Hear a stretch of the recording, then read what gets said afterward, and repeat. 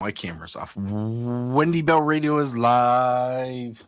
Hey, how's everybody? Did everybody find Waldo in the picture today? Okay, anybody zoom in on the picture and tell me I don't look like it's Jake Tapper in drag? That's what it is. What did you put in? Put Wendy in this picture and they found what? No, I put the picture of you and Trump in AI. Yeah, that's not what happened, Sweetie Bug. Yeah. No. And said, put a T-shirt on her that says CNN sucks. Yeah, that's not me. That you didn't zoom in and investigate. I didn't care. Well, therein is yet another difference between man and woman. How's everybody? Did we go care what our picture looks like? I didn't care either until I was like, who is that? And then I zoomed in and it looks like just like a bull dyke or something. A bull dyke. Wow. Like that's a mullet almost. That's exactly what it is. Well, they didn't change your hair. So I don't know if we can really blame AI for that. Like, oh, you're so okay. rude. We're just showing that AI is not perfect. Okay. All right. I'm going to do it out of the gates because I can. So today's a gym day. Tuesdays and Thursdays are gym days. And my trainer today had me do a clean and press. So you have a bar with a couple weights on it. You bend over, you pick it up, and you get it to here, and then you have to press it up and then back down each time, right? And I don't know what we were doing this time. I think it was 4,000 pounds. It was more than I've ever done.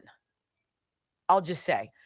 Now, if my wrists had been stronger, the flip would have been easier for me, but I had no problem with the press. And then she put it on the weight bench and I did those. And she had to spot me because I don't do a whole lot of that, but there's no way. There's no way without me taking bloodflow7.com/Wendy. There's no way I would have done that. And I'm just going to tell you, if you're done making excuses for why you feel the way you do, and you hit the wall in the afternoon and you're tossing and turning at night and you're sluggish and you're just like, well, I am getting older. Like, stop. You can either accept it or you can fight back. And if you want to fight back and you want to do it in a natural way, go to bloodflow7.com/Wendy. Everything there is 30% off. That product has changed my life. Has changed my life. Bloodflow7.com/Wendy. For Wendy and all you who say, yeah, it's a bad picture, I'll be waiting for you to send me the thumbnail every day. Oh, somebody started pretty little. Yeah, I try to be a little creative. And make it a little interesting. He's trying to do a Where's Wendy. I get pooed in the mouth. No, that's no poo in the mouth. Hey, pal. Poo in the mouth. Here's all I was saying was. Poo in the mouth. Anybody who would have taken a moment to investigate what the hell picture that was would know that their AI tool had some sort of an aneurysm while they were creating it. And one might say, that doesn't look even remotely like Wendy Bell. At which point, then it would have to be like, ooh, you're right. We made her a bull dyke. Again, not that there's anything wrong with that. I'm just saying. I'll be awaiting everyone's. So yesterday I got home I almost said from school. I got home from school and I got my favorite gift ever that I've gotten. I got it for Mother's Day like 15 years ago. It's one of those gas-powered backpacks. I love it. I'm like, So anyway, we have all that oak silt everywhere. I swear I breathed it all in. It's right up in here and I've been coughing and sneezing. So if something brown and fuzzy puffs out of my face, that's what it is. It's everywhere. Is it where you guys are? Should have told me I could have put it in AI. No, because I don't need to see no. I can't trust you, sadly. I'd like to, but this is a lot going on today. It's going to be a couple months, guys, of lioness. Hold on. Let's see if we can shellac it in the spot. There you go. You guys hear my chair? Tell me if you can hear my chair. No. And anyone saying that is You're lying. talking. Anybody? You hear it? Oh, they'll lie to make you feel better. They 'cause won't they're lie. lying. They don't lie. They don't lie. They buy. They don't lie. Here we go.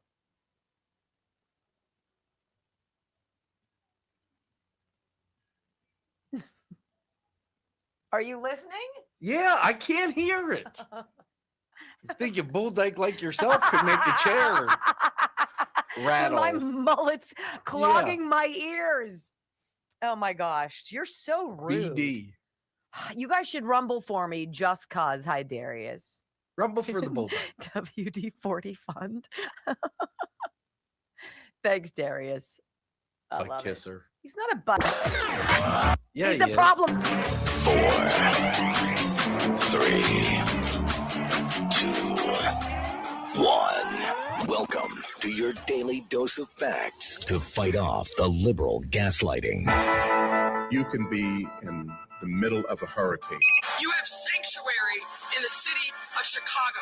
or you can be on a calm day. North is still north. You could be in a thunderstorm. I am angry. We are not going back, not ever. North is still north. People can yell at you. The hell with the Supreme Court. We will defy them. North is still north. It doesn't change fundamental things. And in this business, right is still right, even if you stand by yourself. We don't get fooled again. No.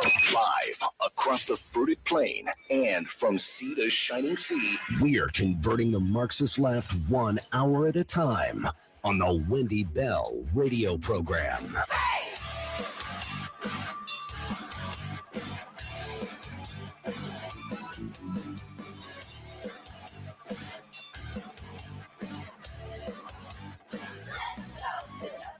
Well, hello, America, and greetings to all of you across the beautiful fruited plain. Welcome home to the Wendy Bell radio program. It is a Thursday. It is a beautiful day out my window here in the land before time, which is what I call Pennsylvania. We're in Pittsburgh. And wherever you are listening today, we invite you to hang out for more than just a couple moments. 3 hours, 5 days a week. Our pledge to you to give you the most honest and raw and authentic common sense conservatism delivered by a mom. So if you are new, wendybellradio.com is our app. You can get it. You can download us. You can follow along the live video stream. Just come on back. You are always welcome. And thank you for being a part of my family. I pledge allegiance to the flag of the United States of America and to the republic for which it stands, one nation, under God, indivisible, with liberty and justice for all. Amen. So we just hit the 5-month mark that Brock and I have switched to this new schedule after spending many years together, being one of the first shows out of the gates on the radio at 9 a.m. Decided it was time to switch to noon at the beginning of the year. And I know a lot of the stations who are carrying this program might shift us to different day parts, but this is when we actually air at noon on Eastern Standard Time. It's been 5 months. One of the things I've enjoyed most about this schedule change is that I'm home now when I get to see my kids going off to school. And the youngest two are high school seniors. And for whatever reason, I don't know why I asked them today. I was sitting at the kitchen table drinking a cup of coffee and putting the finishing touches on the show. And the boys came downstairs. And they go to a Catholic school, all boys school. And it's a pretty strict dress code. You have to wear dress slacks, khakis. You have to have leather shoes, Sperry's, something like that. You need to have a button-down shirt. It can be short sleeve or long sleeve, collared, obviously, and you have to wear a tie. Since 2014, I have had a son coming down the stairs at my house, tying a tie, tucking in his shirt, grabbing his water bottle, and racing out the door to go to high school. Today was the last day. Today was the last time my last two sons had to dress up for school. And so I said to them, I said, boys, I need to take a quick picture of you. And we're putting it up on the screen right now for those of you in the live video. This is why it's fun to be a part of that. And you know what? They didn't roll their eyes. There was no sighing. It wasn't like, oh, Mom.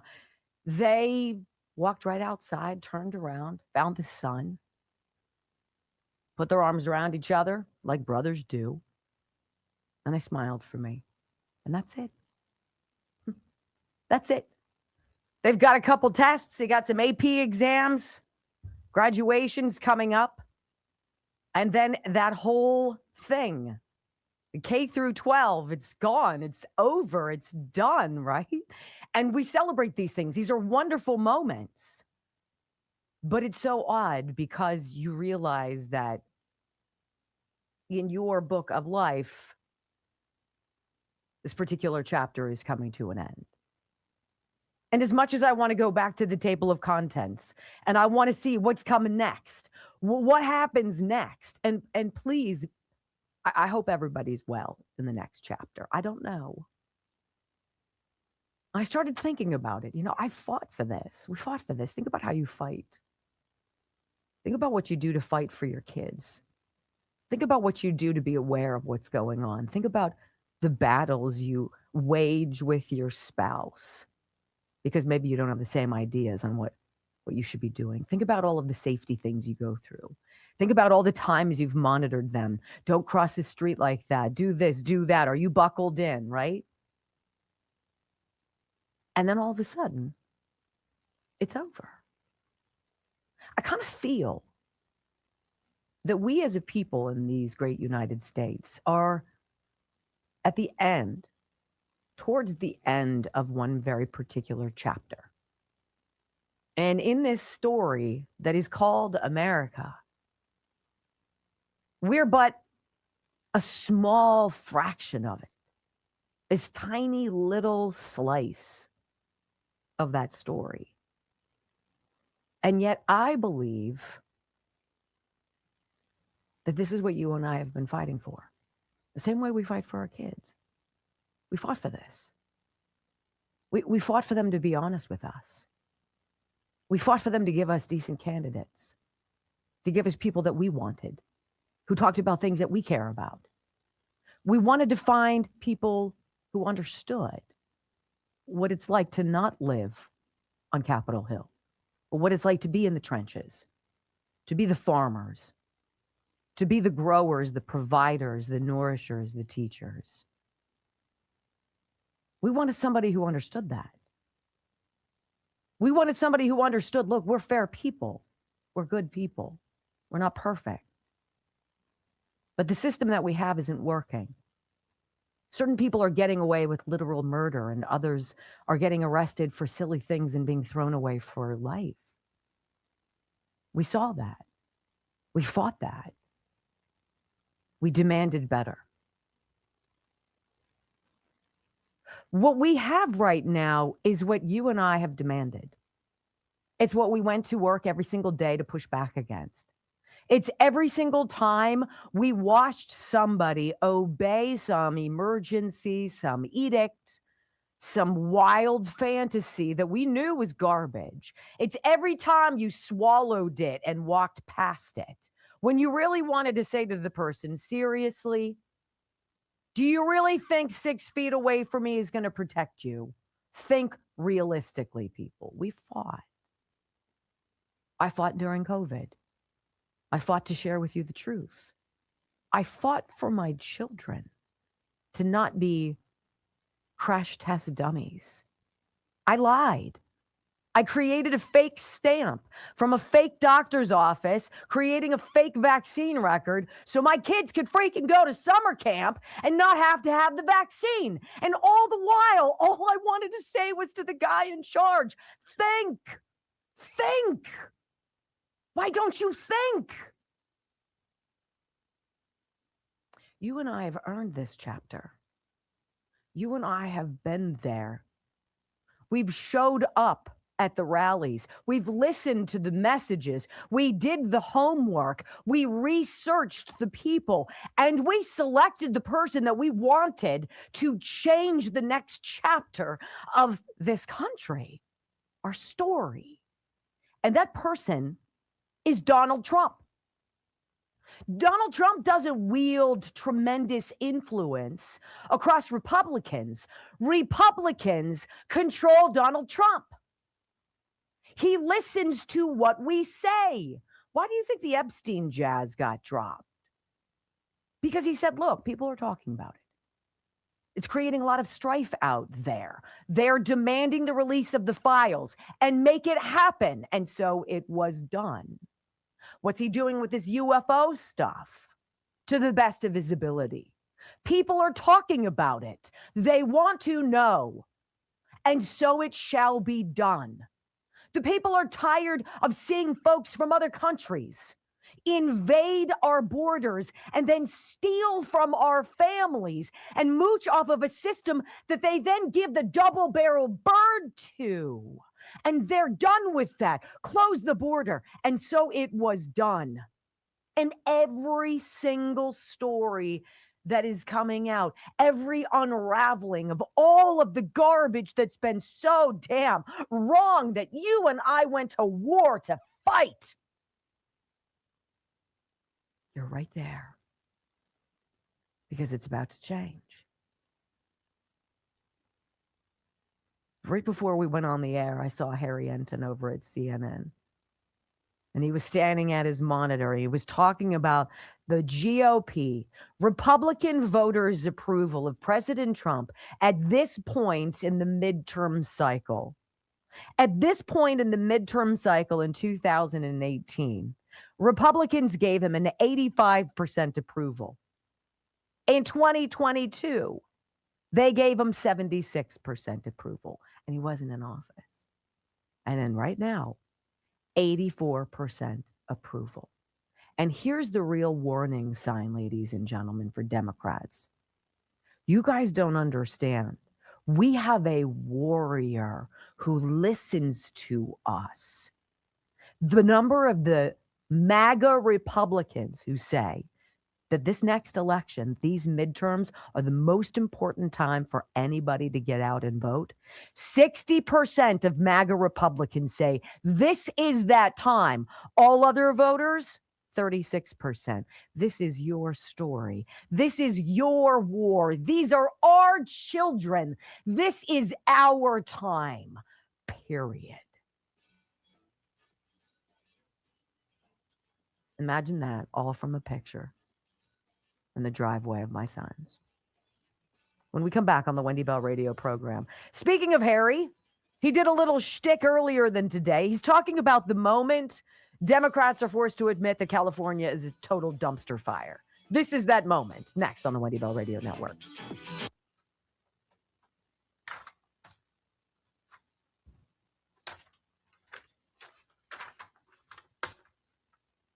All right, so one of the things I'm learning more as I take a very select choice few supplements in my life is that if you're going to take supplements, if you're going to do something beyond the parameters of big pharma, which I'm all for, you got to do it with consistency. You can't just fly by night, try something for a week and be like, meh, didn't really help. No, that's not how it works. You've got to be consistent, and you have to be consistent for months. If you're not going to do something consistently for 3 to 6 months, don't do it. Don't do it. That's what I'm learning about collagen. GetNativePath.com/Wendy. They're collagen peptides. One of the most important, affordable things that you can do for yourself. Easiest thing you can do for yourself is get the collagen peptides from our friends at Get Native Path. GetNativePath.com/Wendy. This is what it looks like. I do 10 grams a day, put it in this drink, Dr. Gundry's drink, you know my drill. And every single day, I've been doing this now, I would say almost 2 months. 2 months. I'm worried specifically about crepey skin. Very much concerned about that and about cartilage and joints. So I started drinking it. All right, 2 months. I'm going to do it for at least 3 to 6. And then I'm going to have a very honest conversation with you about what I think I'm experiencing. I think I already have been seeing it. GetNativePath.com/Wendy. Up to 45% off their products for the Wendy Bell Radio family. Collagen peptides. Read about these things. I think it's just a no-brainer, right? We stop making it. Slows down after 30. So I'm fighting back. And I believe in this company, and I believe I'm doing the right thing. So if you want to join me, do know that this isn't just like, we'll try for a weekend. No, we got to get involved, and I'm going to get involved. Well, I already have been, but we're going to do it for the long haul. Besides, they sent me so much. It's great. I've got like oodles of it. All right, Brock, what's going on out there? Let's see how you guys are doing. 1.25. That's a good start. 3,500 watching live. Hi, guys. It's great to be with you. A little slow start. We're breaking Twitter over there. 135 people watching, but that'll grow. Hey, if you do tune in later than the show, after we are off the air, your Rumble matters. In fact, it matters a lot. We get a great number of Rumbles after the show is live. So thank you for that. And all you have to do is just go underneath this video box and hit the thumbs up button, and there you go. If you have not yet followed us, I would love it if you would. We are trying super hard to get to 100,000 followers. And we're trying to do this by the 250th birthday of America. So Michael's been killing it doing our shorts. If you've seen our Rumble shorts, he's been doing a great job. Oh, sure, he gets.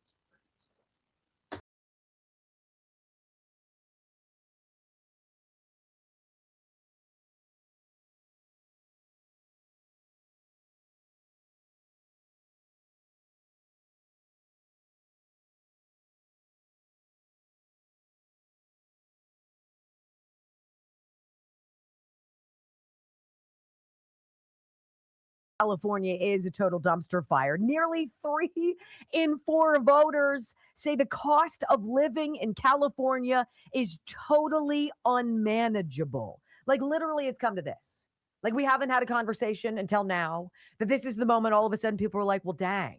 I guess this complete suffocating all Democrat rule of suck isn't really working for us. Really? It's always interesting, though, when it's CNN and Harry Enton who have to admit it. Here's Harry, audio soundbite numero uno. Yeah, absolutely the case. I mean, you want to talk about pain that is being felt in the Golden State, Sarah Steiner. I mean, just take a look here. Say California's cost of living is unmanageable. We're talking about 70% of all voters. That is very high. But more than that, you get the rare trifecta. You get a majority of independents, 77%, a clear majority of Republicans, 73%, and then nearly 2/3 of Democrats, 64%. So you're getting about 2/3 or more of Democrats, Republicans, and independents who all say that the cost of living in California is unmanageable. This is obviously part of a national picture as well, where the cost of living, of course, is such a major issue. But in California specifically, the pain is truly being felt. And so what are you going to do? Are you going to reelect a Karen Bass for a mayor of Los Angeles? You're going to reelect a Democrat, put in place again in the governor's mansion, a Democrat? I mean, only a fool would do that and expect some kind of a different result. Audio soundbite number 2, Harry's like, look, California's unemployment is absolutely crippling, and it's worse every single month by a significant margin than the national average. I don't know. That doesn't really tell a story for America, at least not California's slice of it, of success. What about unemployment? We talk about the unemployment rate in California versus the United States as a whole. It has been at least 1 point higher every month over the last 3 years. Every single month, at least a point higher. Now, obviously, the two move in tandem, but California's rate is always higher than the United States as a whole. And I will note, I was looking all the way back over the last 20 years, and according to our partners at USA Facts, what we see is, in fact, all the way back since 2007, the unemployment rate in California is higher than the unemployment rate nationally has been. I mean, that's just right there. How many years does it have to be? 19 years. 19 years, and California's unemployment rate has been higher than the national average. And it's been at least 1 point higher every single month since 2023. I'm no rocket scientist here. I'm no tea leaf reader. I don't know what's going on in the tarot card world, but I can tell you that's not a winning strategy. And finally, Harry kind of aggregates that. He's like, so with ridiculous cost of living, high unemployment, why is California such a golden state? You see the cost of living being so sky high, right? You see the unemployment rate being higher than the nation as a whole for a long period of time, and significantly higher, at least a point higher, over the last 3 years. And you go, okay, why would someone want to live in California, at least economically speaking? And, it's just simply put because there's a lot of money in California. Again, looking at our partner USA Facts, who compiled this data, where California ranks nationally, GDP, look, it's fourth. How about the median household income? It ranks fifth nationally. So, yeah, there are cost of living problems. Yeah, there's some unemployment problems, at least versus the nation as a whole. But there's still a lot of goodness that comes out of California, economically speaking. It's still a very wealthy state. And, of course, it's these cross currents that, a lot of folks out there are trying to manage. I'm going to tell you what, if you do not get a Republican governor in California, the exodus that's going to happen from that state is going to be astonishing. It's already been ridiculous. I think last year it was something like 360,000 people left the state. I have to double check that. I could be bringing that out of my nose right now. I don't know, but I believe that's the number. It's ridiculous. It's not affordable. See, this is such an obvious story.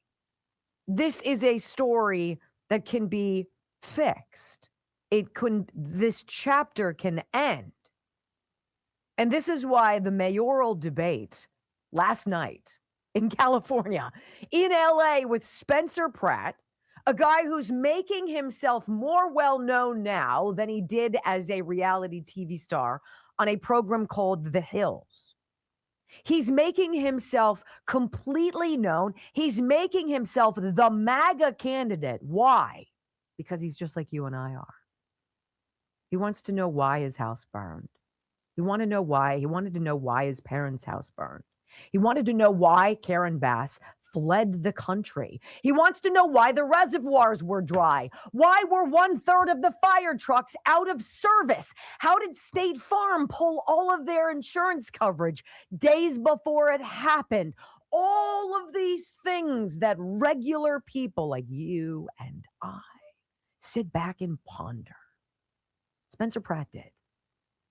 And the two broads he's up against, one, the mayor who's responsible for so much failure, and two, some woman whose name I can't pronounce, who's in charge of LA City Council's homelessness committee. How's that working for him? LA needs Spencer Pratt the same way California needs Steve Hilton or Chad Bianco, or else that next chapter of their story is going to be it. So when we come back on the Wendy Bell radio program, got to hear the sounds of a totally pissed off American who realized he did not matter when his house went. Spencer Pratt and that debate next on the Wendy Bell Radio Network. Such a snootful here. Ugh. All right. I love what Health Revolution is doing for people. And this is a big deal. You've got some folks coming out of the some of these providers. I think it's Cigna is coming out of the Affordable Care Act effective next year. That's hundreds of thousands of people whose insurance comes from Cigna who are all of a sudden going to be high and dry. Well, if that's you, if that's you, or you're on Cobra, or you're self-employed, or you're just tired of paying too much for something that doesn't work, why not create your own health insurance plan that you control instead of the government? How about that? How about concierge insurance, and that saves you 30 to 60% off of your pay, your deductible and all of that. 30 to 60%, you guys. No copays, lower deductibles. You choose your doctor. You actually get to keep your doctor. info.healthrevolution.net. info.healthrevolution.net. That is the people I recommend. 800-868-6187. You have a newly removed from your family health insurance plan 26-year-old. info.healthrevolution.net. You're under the age of 65 and you're tired of bending over and taking it. info.healthrevolution.net. Just going to say info.healthrevolution.net. And I love you guys, which makes me happy. What are you looking puzzled for? Uh-oh. To go back and do it again in real time.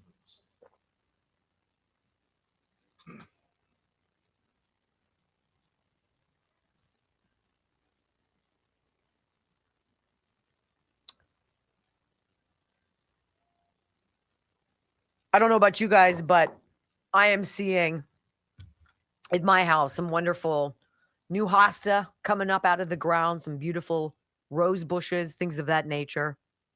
And I don't want bugs. I don't want deer. I don't want things eating my stuff before I have a chance to enjoy it. And one of the things that our friend at disinfectwithsniper.com sells is an organic insect control that I think is something that's going to blow you away. It's safe.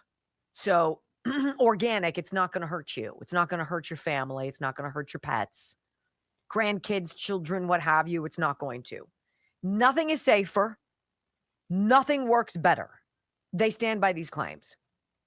This is what it is. It says it kills aphids, green fruit worms, brown and spotted mites, soil lice, russets, and what the hell? Hundreds of other garden pests.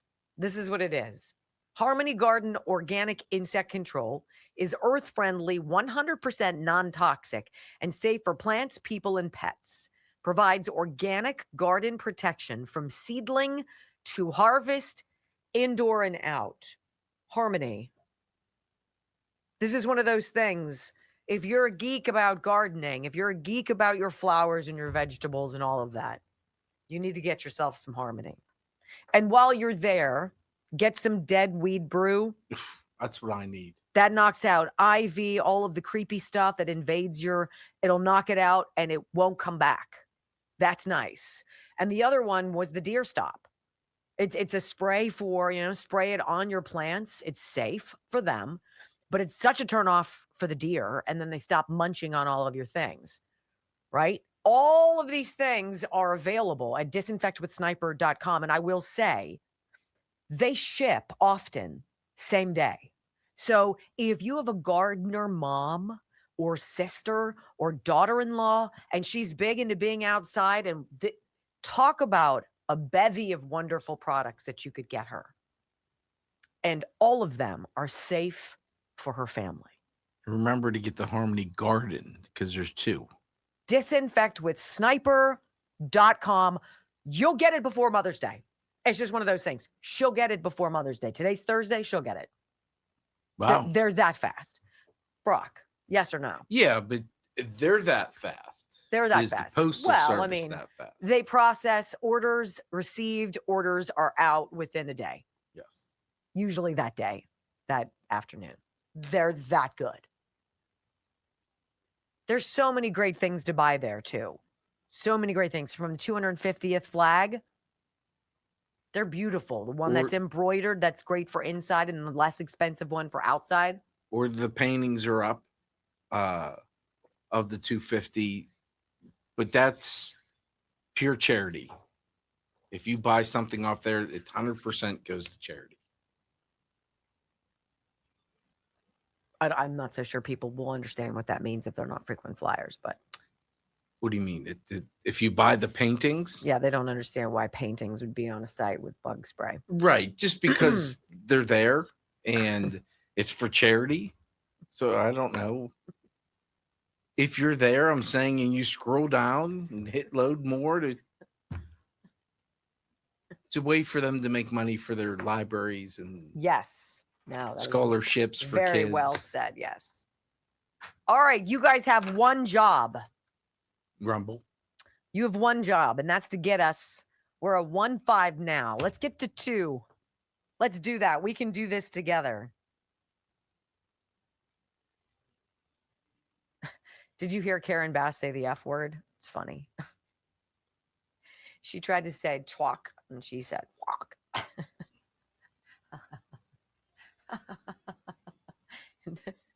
The internet is brutal.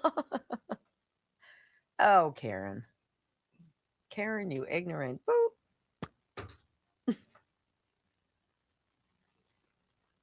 How are you doing?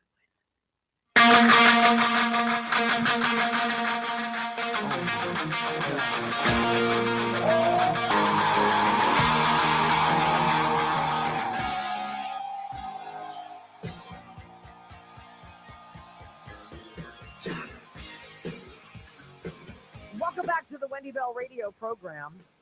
You know, one of the downfalls of social media is it can be merciless and instantaneous. So when Karen Bass last night and during the Los Angeles mayoral debate, when she dropped an F-bomb, she didn't mean to, but boy, oh boy, has the internet had a great time. Karen Bass, the current mayor of Los Angeles, dropped an F-bomb in a bizarre Freudian slip during Wednesday night's debate against reality television star Spencer Pratt, and council member Nithya Raman. The slip, it's not even so much what she said. The slip occurred when the debate segued into the destructive Palisades fire of 2025, and reports that dozens of fire trucks were in need of repair prior to that fateful day.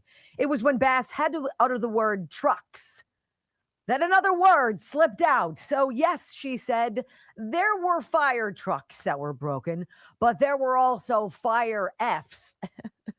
She said the F word instead. Oops. And so fire Fs has become basically the big meme of the day. Clip went viral on social media, with the mayor's critics citing it as yet another example of her incompetence. I mean, that's a stretch.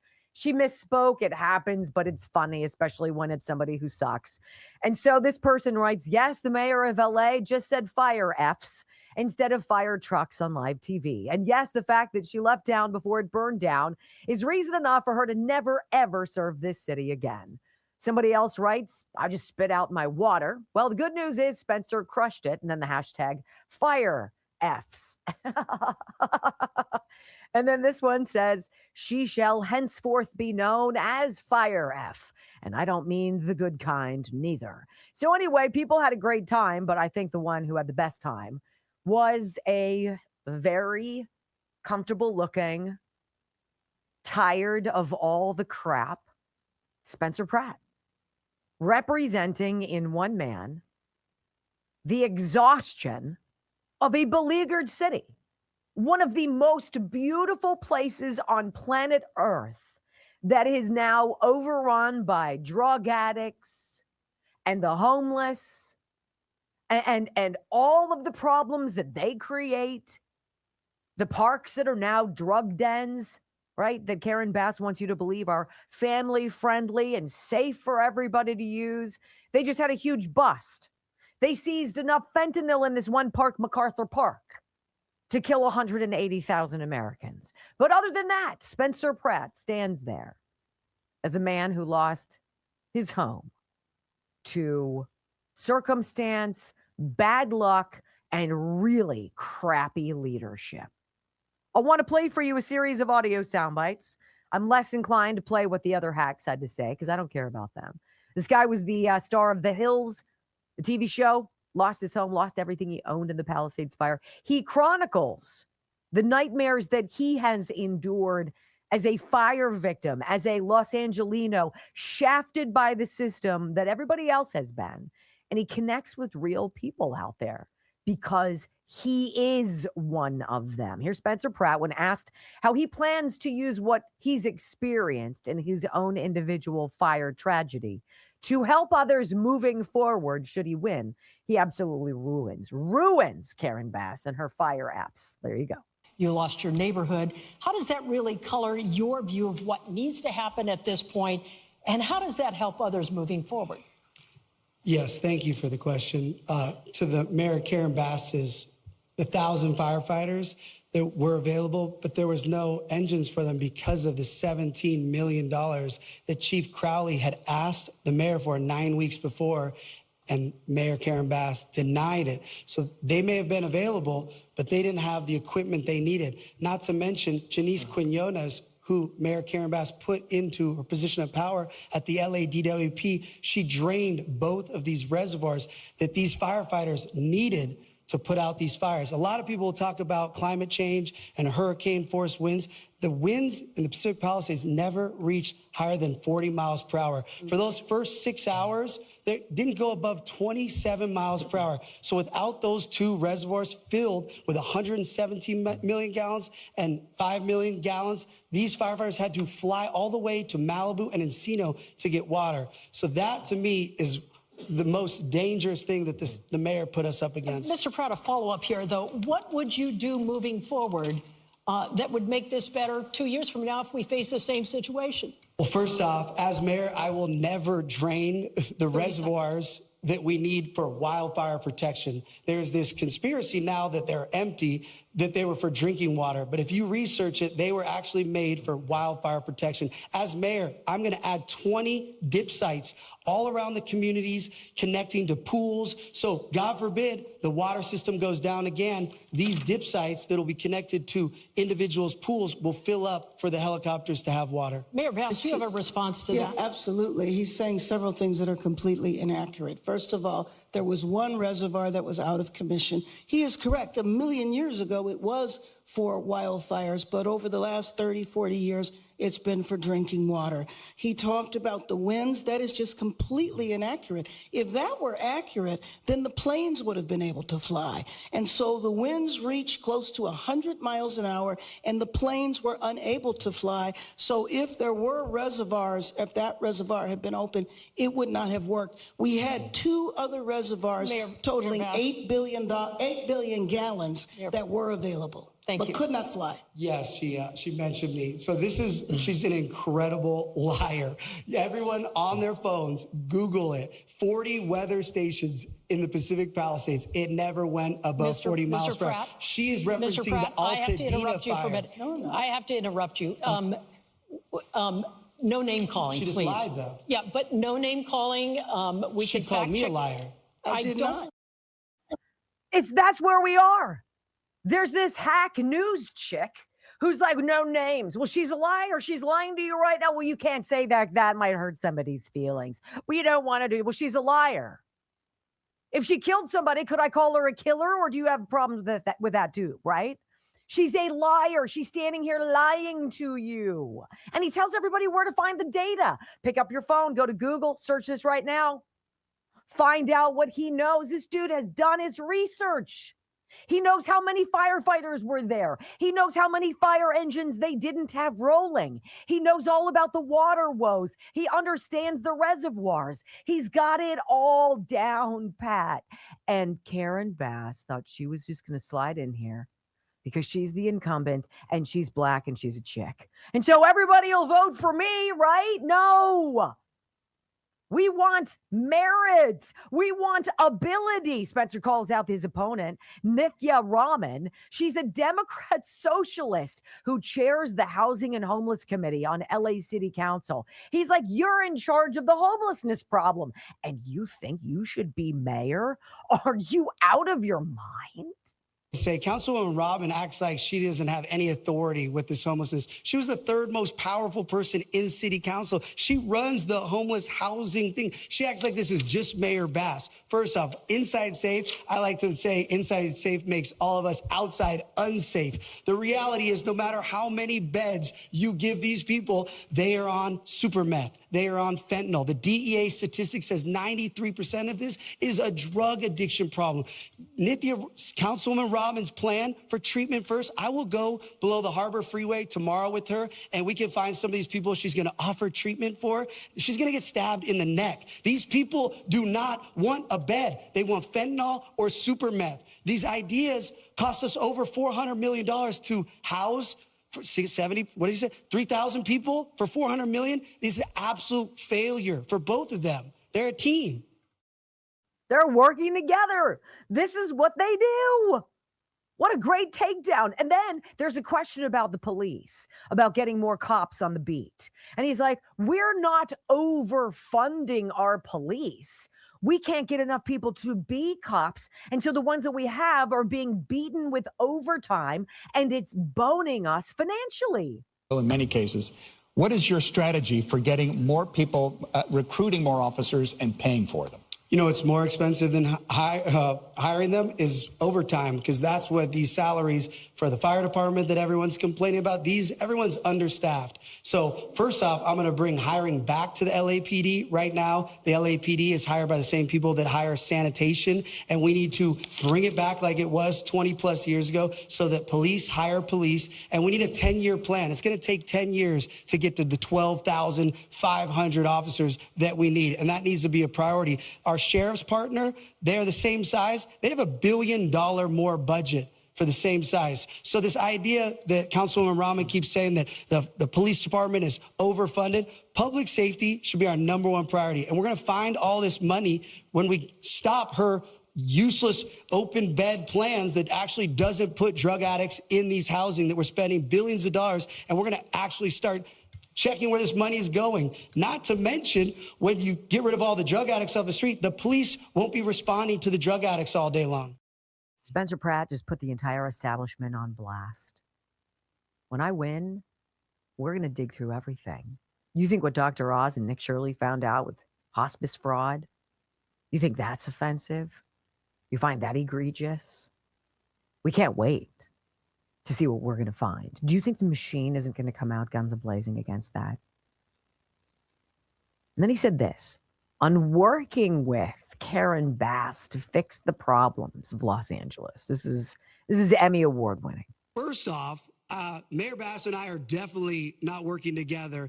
I blame this person for burning my house and my parents' house and my town and all my neighbors down. I am not working with Mayor Bass. Second off, if I wanted to run against anybody, it would be the council member who is terrible. Mayor Bass has at least been a mayor for almost 4 years and has, as she talked about earlier, all the unions endorse Mayor Bass. You think it's easier to run against the incumbent mayor with all the unions or a random city council member who's been a failure for 6 years? I would much rather run against Councilwoman Rahman. Thank you very much. Very much, Mr. Pratt. So, you know how starving Californians are for that kind of candor?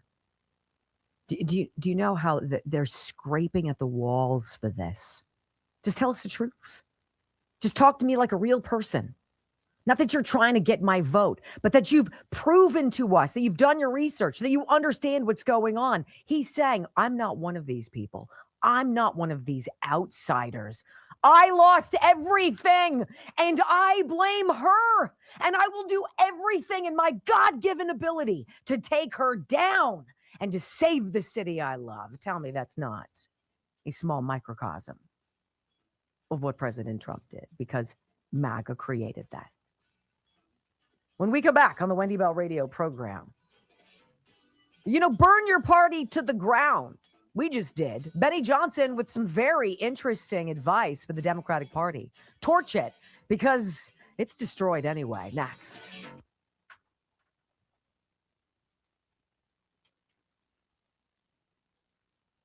He doesn't have to be this well-polished, practiced politician. If anything, that turns people off, and they try to act like son of a secretary and a union carpenter. So-and-so understands blue collar working. And it's like, you don't have to play up some, America's Got Talent resume to qualify to fix a problem. If you actually want to fix the problem. And if you don't, which I think has been lion's share the problem. They don't want to fix the problem. They are the problem. And so they run in perpetuity to shield a fix for the problem ever being elected. Essentially how I see it. Texas Bullion Exchange, wendylovesgold.com. Super excited about this. My guy, who's my contact from wendylovesgold.com, and they're lovely. I bought gold from them twice now. He was contacting me, sent me a text on my way into the studio this morning, and he's like, hey, we're about to do some pretty serious national advertising, and we'd love to come to your house and be able to interview you and see what you do and have you help us with this endeavor. And I was like, $4 million. So I said, yes, of course. I said, I love you guys. I'm 100% into you guys. Yes. So I wouldn't say, hey, use my likeness and make me my own gold coin. I'm trying to make them do that. Or at least a silver coin that we could all enjoy. I wouldn't do that if I didn't believe in the company. It's wendylovesgold.com. wendylovesgold.com. You probably think, I have no business buying silver or platinum or palladium or least alone gold. But you'd be surprised. If you have a retirement account already, it might not be that hard as you might think to get precious metals rolled into it without you having to cough up any money. And if you are sitting on cash and it's not doing anything for you, why? Why are you sitting on $50,000 or $100,000 or more than that? Why don't you parlay some of that into precious metals and see what happens? Because they keep going up in value. 855-927-5557. 855-927-5557 or wendylovesgold.com. They are easy to talk to, and they are a conservative company like we are. They feel the same way about this country that we do. And so they're super excited to give you that peace of mind. So the savings accounts give you what? 0.5%. Meanwhile, the value of gold has gone up 7,000% over the last half century. I think it's a little bit better. Alito said they decided the gerrymandering 7 ruling months ago. 7 months ago. Douchebags. Excuse me. I bet they could make a pretty cool coin. Yes.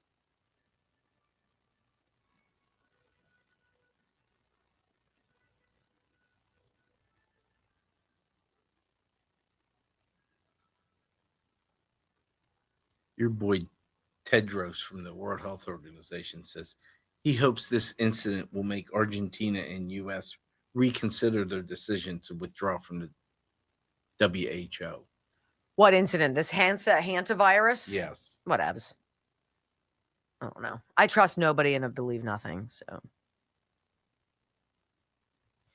they've ruined all that. We're going to have a segment on that, what they've ruined, you know? And how much do you really want to know? How far back do you want to go? All of it. Well, where is all of it begin? I would say back to 2015, 2016. 2001. You want to go back to 9/11?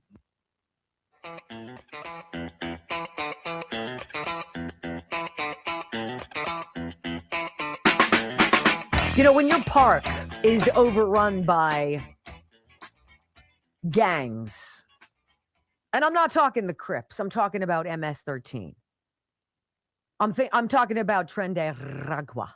I'm talking about bloodthirsty killers, drug gangbangers.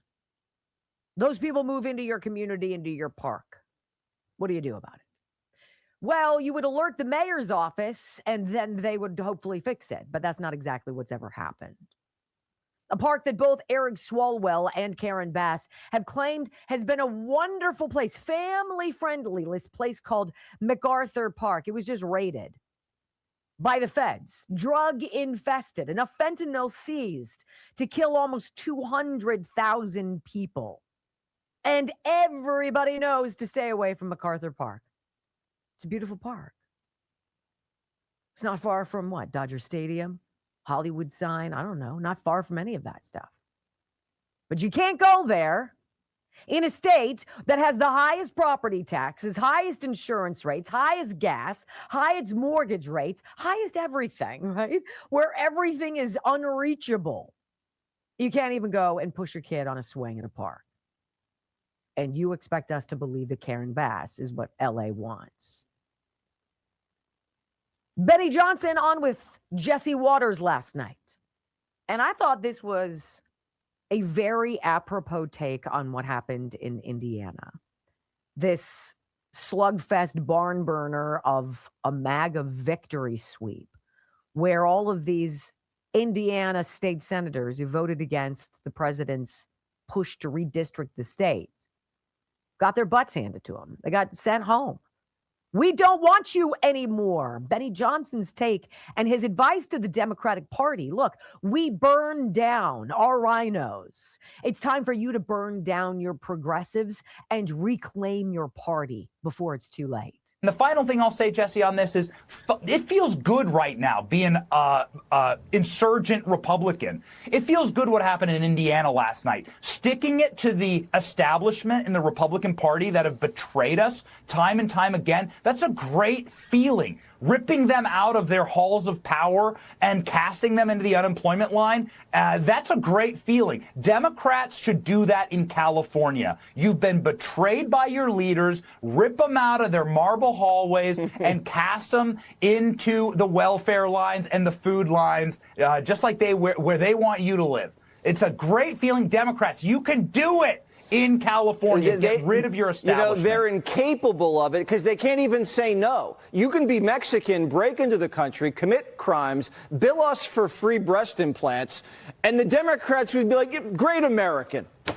That's what's wrong. They just have to say stop or no for once, and they're incapable of it. Real quick. Yes.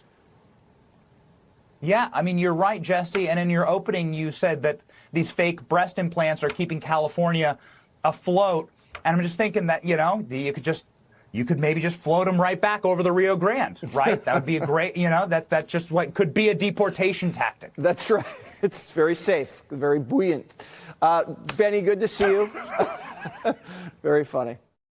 At least you can laugh a little bit. I mean, it's all we have left. What more can you give? What more can they take? And now they've got this hantavirus percolating in some cruise ship, right? Oh. Isn't it a shame that I trust no one and I believe nothing, least of which would be medicine or science in any capacity? Did you guys hear this headline?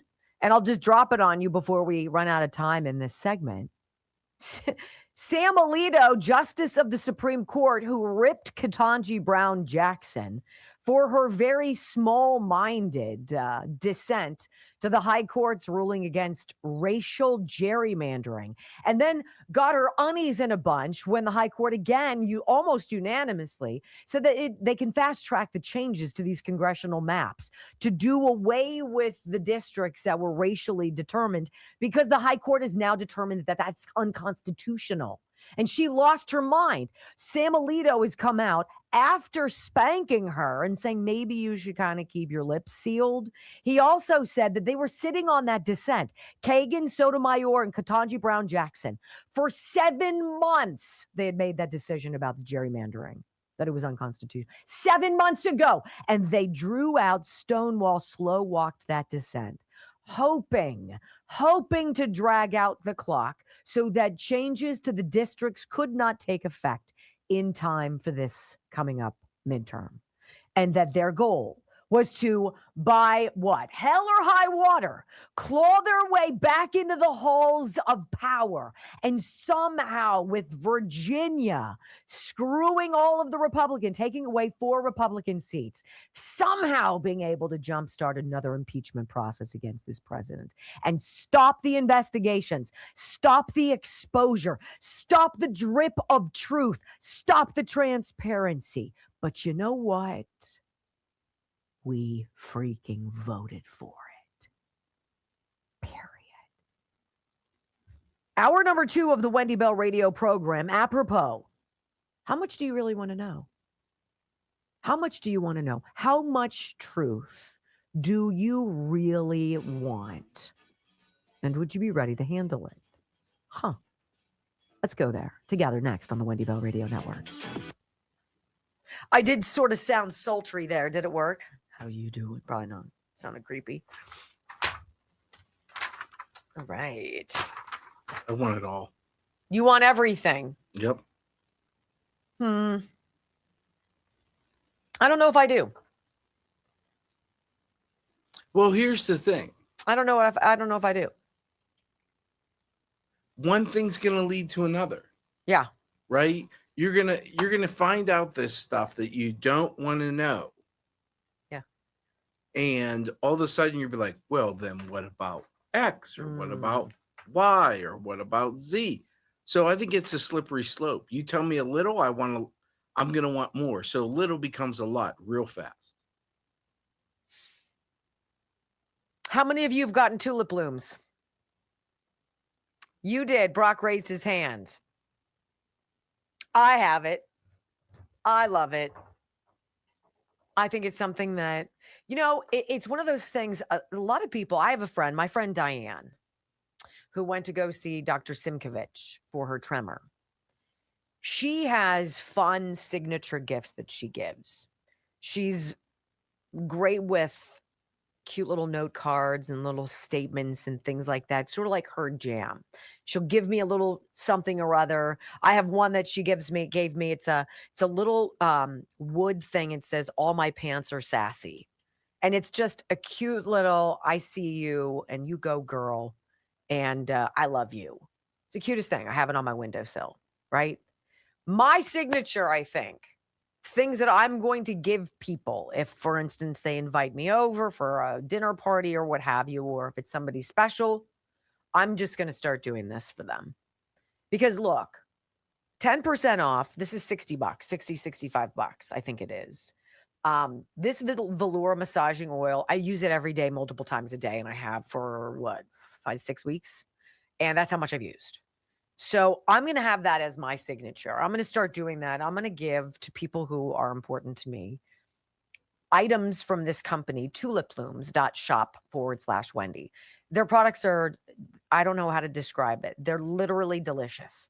Your skin after you put them on is insane. And they feel good. The blue castor oil on my face, the blue oil that I have, calming oil, the castor oil on my chest and on my stomach and back. I'm going to tell you what, you put some of this massaging oil on your feet and put on socks and go on with your day. Come home at the end of your day, take off your socks, and your feet are like butter. It's that good. tulipblooms.shop/Wendy. I doubt anything is going to get anywhere in time for Mother's Day, but we did put together a box of my favorite things. And if you've got somebody who you'd like to buy something special for coming up, check it out. tulipblooms.shop/Wendy. I have yet to try a single thing that they have that's not phenomenal. And I hate to say the word delicious because it sounds like it's a flavor, but whew, it's like a good looking man. Delicious. Is that creepy? Maybe. Katanji. Oh, Katanji. 7 months. What a scummy political play from the freaking minority on the Supreme Court. That's why they want to pack it. Right?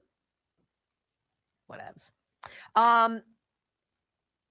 One of the things I learned when I laid down and napped on the ghost bed mattress that you don't experience with other mattresses. It's almost like it holds you in complete correct posture. Like if you're on your back, it supports all the right parts of your body so you don't wake up sore. You don't wake up with a crick in your neck. You're not like, what did I do? How did I pull a muscle while I was sleeping? There's this, and mine is a hybrid. So it's a firm base with a slight cushion pillow top. And the top is, it's almost like it's quilted. It's got little divots in it, little indents, so that you kind of float on top of it. So when you go, I'm a side sleeper and a belly sleeper, right? So when you're like this, you don't bow. It just kind of holds you like you're floating. Ghost bed. If you have not gotten a new mattress in the last 10 years, I'm going to tell you, it's time. And they're having this great Memorial Day sale. It's an extra discount in addition to the 10% you get off by using my name. Ghostbed.com/Wendy. Ghostbed.com/Wendy. They have ghost bed mattresses for campers, for RVs. I think they make little doggy beds. They're great. They're super user-friendly. Made in America. Family-run business. Super cute family behind it. And you have to love that these are legitimately engineered sleep systems. It's not some mattress that you get that gets delivered to your door and you open it up and it goes, whoo, and it opens up like that. It's so much more than that. It's invented by a man with crippling back and neck pain who's had surgeries and couldn't find a comfortable mattress for himself. So he invented it. 101 night sleep night trial. What? Yeah. Give that a go. Ghostbed.com/Wendy. And please WendyBellRadio@gmail.com. Tell me what you think. Tell me what you think. I want to know what you are thinking. Right? Love to be able to give you a testimonial.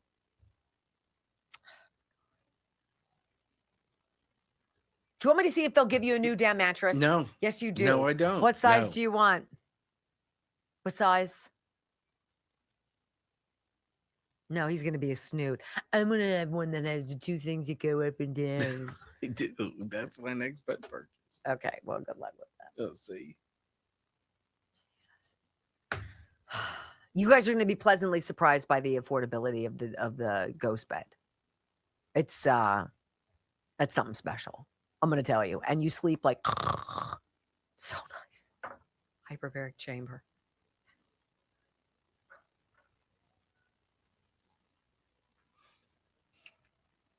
Hey, are we at 2,000 rumbles? I haven't been nagging you people. 200 to go. Come on. 4,400, 4,500 high. Thank you for being here. Hit that thumbs up button. See, that's the thing. They don't want to nag, but when you don't nag, you don't get.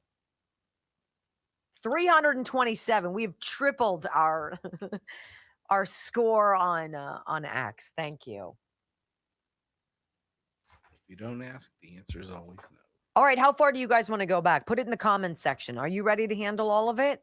Do you want all of it? What do you want to know about? What's the secret you want? 4, 3,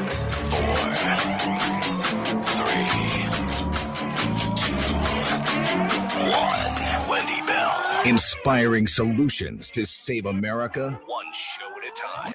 Are you ready to get on board? They believe that they can destroy this bond that exists between you and Trump if they somehow make Trump look bad, make Trump look like a reprobate, embarrass you about Trump. They can't do it because you came before Trump. Desperately want Trump gone, and I know that they desperately want it codified, that Trump cannot run again, because make no mistake, they remain scared to death of you, and they remain scared to death of you.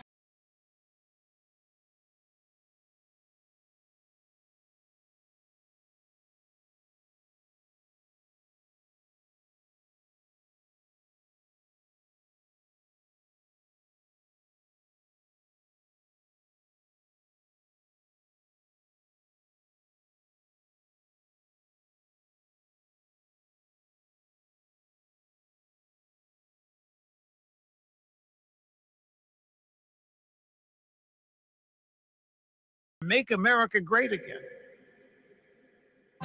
From sea to shining sea, 3 hours of bold truth and excellence. The Wendy Bell Radio Program.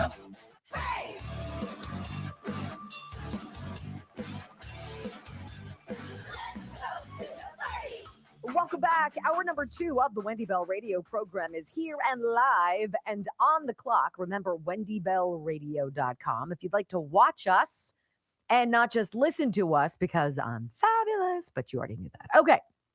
Here is a question for you all today. How much do you really want to know? How much? How far back do you want to go? If you could get Wonder Woman's lasso, right, and put it around somebody and force them to tell you the truth, how far back would you go to that truth?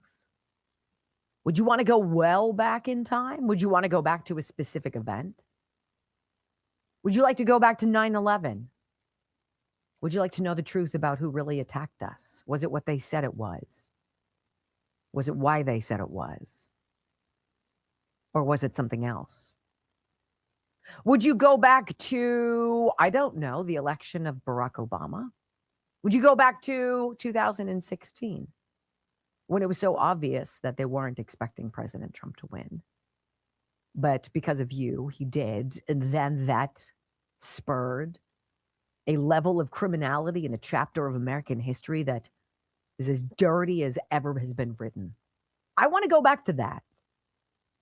But I think if I had to do one thing, that one moment that changed me, it was that Palm Sunday of 2020. The national emergency had already been declared. We were supposed to stay home and stay calm. It was, 15 days, something like that, to slow the spread. Everybody obliged. Most people were able to do that. And then that one Palm Sunday, I was like, this makes no sense to me. None of this is adding up. And I'm looking around at other people, seeing if anybody is on my side. Am I crazy? And then I started doing the research and I started doing the digging, and I went into the CDC's website, and we started doing it daily, hours every day, finding numbers, cross-referencing data, finding all of the things that they buried, the hyperlinks that made you go to different hyperlinks that hoped to throw you off their scent only to finally get the data that you needed that completely contradicted what they were telling us. That's what I want. I want to know all of it. I want to know how much of our money went to it. I want to know who was talking with the bat lady. I want to know why Fauci thought it was a great idea to fiddle with a virus and make it deadlier. I want to know if it was all about the money. Was it all about the money? Is it always all about the freaking money? Because I got to tell you guys something. Some of the most miserable people I know are the wealthiest. So what is it? When do you want to go back to? Do you want to know how the left destroyed America's trust in medicine? Like education and open borders, welfare, hospice care. Medicine is probably one of the most remarkable and dirty grifts. I want you to hear this audio soundbite. This is FDA Commissioner Dr. Marty Makary. Now, you guys created him. You guys elevated him into this position, selected by this president, selected by HHS Secretary, I'm sure, Bobby Kennedy. But you created this because we were desperate for voices who were willing to tell us the truth. We were dying for people like pulmonologist Pierre Corey, who was like, whoa, stop venting people. We're killing people. We were starving for Dr. McCullough or Dr. Simone Gold or Dr. Eric Naputi or anybody who would tell us the truth. But did you know that well before COVID, they were lying to us about so much stuff? And in fact, in this audio clip, Dr. Makary says, yes, I can confirm to you that the FDA has been purposefully lying to us for almost 2 decades about all sorts of stuff about the food that we're eating so it could benefit and line the coffers of Big Pharma. What? They suppressed the data for 16 years. 2 other large studies failed to show an association. Finally, the study trickled out in the medical literature. Nobody noticed it. Those on the low-fat group had higher rates of heart attacks. Why? Maybe because when you avoid fat, you have to pound food with carbohydrates and often ultra-processed carbohydrates stripped of fiber and chopped up. It functions like sugar. We created a generation of children with low protein, high carbohydrates, sugar addiction, and burdened with ultra-processed foods. And what did we do as a medical field? Drugged them at scale. Those days are over. We are telling people the truth about food. That right there, that is part of this new chapter of America's history, is going back in time and figuring out how many of the things they told us were absolutely purposefully contradictory to our well-being because there ain't no dough in you being well. How about this? Do you want to know everything about the UFO files? Do you believe you're going to get it? I don't. I don't believe the government can do that. I don't think that they want to do that. Here with Chris Cuomo on News Nation is Australian investigative journalist Ross Coulthard. He's asked, do you think we're going to get all of the data that we need to know? And here's his pretty smart answer. I do think we're going to get something. I think there are going to be very limited releases of maybe more blurry videos, maybe some good videos. But I certainly don't think we're going to get what we're all hoping for, and which I think a lot of people, including the American public in the main, generally demand, which is candor. Openness about the full extent of the American government's knowledge about a covert retrieval program and reverse engineering program for non-human technology, aliens in any other word. I've been talking now for too long, many years now, to people inside the government, inside the administration, inside the National Security Council, inside the Pentagon, and also in the intelligence community, telling me that there is a reality that is being concealed from the American public and from the rest of the planet. And I really doubt very much that we're going to see any kind of meaningful disclosure that suggests that the US government is going to be admitting it's being party to a cover-up. I think what we will get is probably a very limited release of maybe 40 or so videos and photographs that show anomalous objects. But we'll still be teased with the idea there is a mystery there that's worth investigating when we actually know the US government knows a great deal more. They certainly don't want us to know all about the covert retrieval program focused on reverse engineering UFO mechanics. But, you know, maybe that's just me thinking outside the box. And then, of course, there's Kash Patel. You guys remember the whole predicate of Donald Trump's Steele dossier, one of the most extraordinary, ridiculous allegations in it. The story that Trump went to Moscow to sleep in the room, the presidential suite, that the Obamas did, and then had hookers urinate on him, because that so sounds like the kinky Donald Trump I know. Here's Kash Patel with Sean Hannity telling him dropping a bomb on Sean Hannity. He was like, what? Listen. The dossier, which now everyone has said, when I first saw it, I said, let's just do some investigative 101. Does that hotel with that room even exist in Moscow? It doesn't. It literally doesn't exist. Whoa. This is the first I'm hearing it. What? Come on. Serious. So we looked it up. Doesn't exist. The A hotel exists. Not with that room. Not in that location. It's available on the internet. Anybody at the FBI could have verified that. They didn't do it on purpose because the narrative, the salacious and fake narrative against Donald Trump was what they wanted out there to kneecap his presidency. You know what? I'm going to hold for the next segment, Brock, because I think it's going to take us long. I'm going to hold the audio of James Comey on with Stephen Colbert. And it's a clip from 2018. And Comey is sitting there as I don't know if he was still FBI now. He's probably booted by that point. Who knows what he was at that point. But they're talking about this Steele dossier as though it's real. And Comey tells Stephen Colbert about the uncomfortable Oval Office conversation he reportedly had to have with President Trump about this intel of him going to Moscow and demanding to stay in the Obama's room in their presidential suite. And Stephen Colbert proves to you how people like late night talk show hosts, comedians, your mainstream media, all of these mouthpieces work in concert with that fake dark news to present a story that is completely unbelievable. We're going to listen to Stephen Colbert and James Comey from 2018. Your face might melt off next on the Wendy Bell Radio Network. Brock sent it to me this morning, and I didn't understand what he was saying at first. And I was like, wait, what? And it's these two guys on live television yucking it up that Trump was clearly some kink feaster. And then Stephen Colbert lies and says that he slept in the same room, which Kash Patel just told us doesn't exist. The Steele dossier didn't even try to come up with he didn't even try to come up with reasonable data points. It was all so ridiculous, and they passed off something that ridiculous onto the intelligence community as something that's real. And that led to this entire chapter of lawfare and weaponizing and 2020 and all of it. So what do you guys want to know about? Let me say this. So I'm Darius curious. in the chat said, knowing ink isn't going to make a difference. Yes, it does.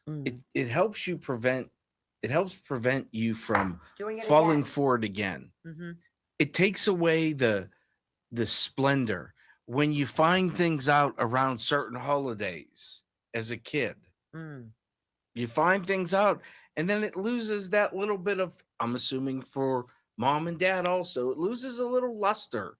So like when you know the truth, you know what to look for. We know what to look for because of Hitler. As long as you know the history of it, You know what to look for. That's how we know our media and our politicians lie, because that's exactly what he did. Mm-hmm. No, and it's a good point. And that is the reason why we have to know, why it's important to know. No, This you soundbite, think you know all of it. this soundbite, yes, that's true. Everybody thinks they know all of it. I want to know all of it. All right, so this will be kind of tight. I got to squeeze this in here fast, but I've got about 2 minutes of James Comey lying about intelligence. Maybe not lying about, he's saying that he told Trump, and that Trump was like, no way. That's such bull crap. And then Stephen Colbert takes it and runs with it. And then we have audio. It's literally the entire panel, save Dana Perino, railing on Jessica Tarlov for just being a turd on the 5. And it's about, why do you dislike, why do you care that I like Donald Trump? What's up with the left? Why do they care? Why do they have to then turn their ire on you? I don't care who they like. It doesn't impact me, right? Whatever, you do you. I just don't want to pay for it, right? And she literally is like, she can't say anything. Ireland contracting 1-800-NEW-ROOF, 1-800-NEW-ROOF. Hey, if you're in the Pittsburgh area and you need an electrician, think about calling the Ireland son, Dan. Dan is their electrician. Dan has been working with them long enough. He's got his own apprentice now. He is smart. He is capable. He is neat. He is friendly. He is safe. He's somebody you want in your house. You want working in your house. He is just that great. He really is. And I've so appreciated watching him grow up. 1-800-NEW-ROOF, IrelandContracting.com.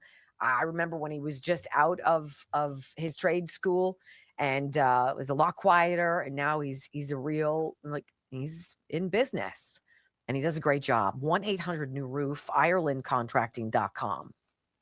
It's one of those things where it's like, do you have a good electrician? You have a good plumber? You got a guy. Do you know anybody? You got a guy. I got a guy. You have a lot of guys. Ew, sounds creepy. Why? When you call Carl my boyfriend.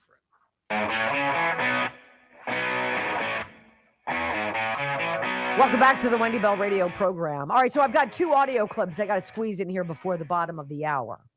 The first is a piggybacking off Kash Patel telling Sean Hannity on his podcast, why Sean Hannity has to have a podcast, I don't know, but whatever. And he's telling him, look, you know what? We looked into this hotel that Trump apparently went to that was in the Steele dossier where he had to sleep in the bed that the Obamas didn't get peed on. Yeah, the hotel apparently does exist, but that room doesn't exist. It's not real. I want you to hear James Comey, 2018, on with Stephen Colbert. Listen to the degree.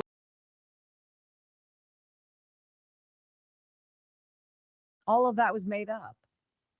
They lies for a living. That's what they do. They lie for a living. Now, about the cycle of insanity, right? Leftists don't just hate Donald Trump. They hate you for liking Donald Trump, which of course makes us like Donald Trump more. Can we all graduate from middle school already? Here's Greg Gutfeld and also Jesse Waters laying into the progressive nutcase Jessica Tarlov, who can only spit out the pre-written talking points and then gets a little pile on. Here we go. Love how he doesn't talk down to kids. He's great with kids because he's kind of great with people. He's one-on-one and in groups. And if you don't like him, that's fine. I don't care. But why do you care that I like him? That's the key to all this. Because he's like a completely morally bankrupt person that's But why should you care that I like him? Why well, should I you have care? accepted that you like him, but I think it's hard for people when they care about someone. Whoa. To say, This is the what perfect about thing. Why do they care? Tell me why. What's Well, because- underneath? Well, care leads to voting, and then voting leads to bad policies Why can that I make not be a life friend harder of yours for. if you like Trump? If he was your friend, I'd be much more chill about it. But because you like him, he's my president. I think she's misdiagnosed it. It has nothing to do with morality. You don't care about morality. Of course we do. Your party doesn't support standards of morality. Anything. You can do drugs. You can be homeless. You can hit people, rape people, let other murderers into the country. You can do all kinds of things. They don't judge. They're going to let don't judge. You're going to let the son of Sam out of jail. The son of Sam for God. You guys apologize to a guy who tried to shoot the president. Keep the son of Sam. Your morality. Judge said that. Don't talk to morality. Don't talk to Bill Clinton about morality. You guys got evangelicals to support a guy who has cheated on every single wife that he's But who cares if I like him? I said I don't care. I have accepted No, but why do your peers? I'm doing it, Scott Jennings. Get your finger out of my face. Why do liberals care that we like him? It's because they cannot get themselves emotionally out of the way. She says, because it reflects poorly on you. Why do you care that I like this president, that I support this president, that I helped create this president? That reflects poorly on you, says a toxic white college-educated liberal chick who, say it with me, is the scourge of society. See, you can like who you like. We can still like you. You can vote differently than we. But the minute you are a loyalist, the minute you're a MAGA Republican, and the shame of that, how dare you care about making America great again? That's just sick. What happened to you people? I mean, how ridiculous, right? She can't express it.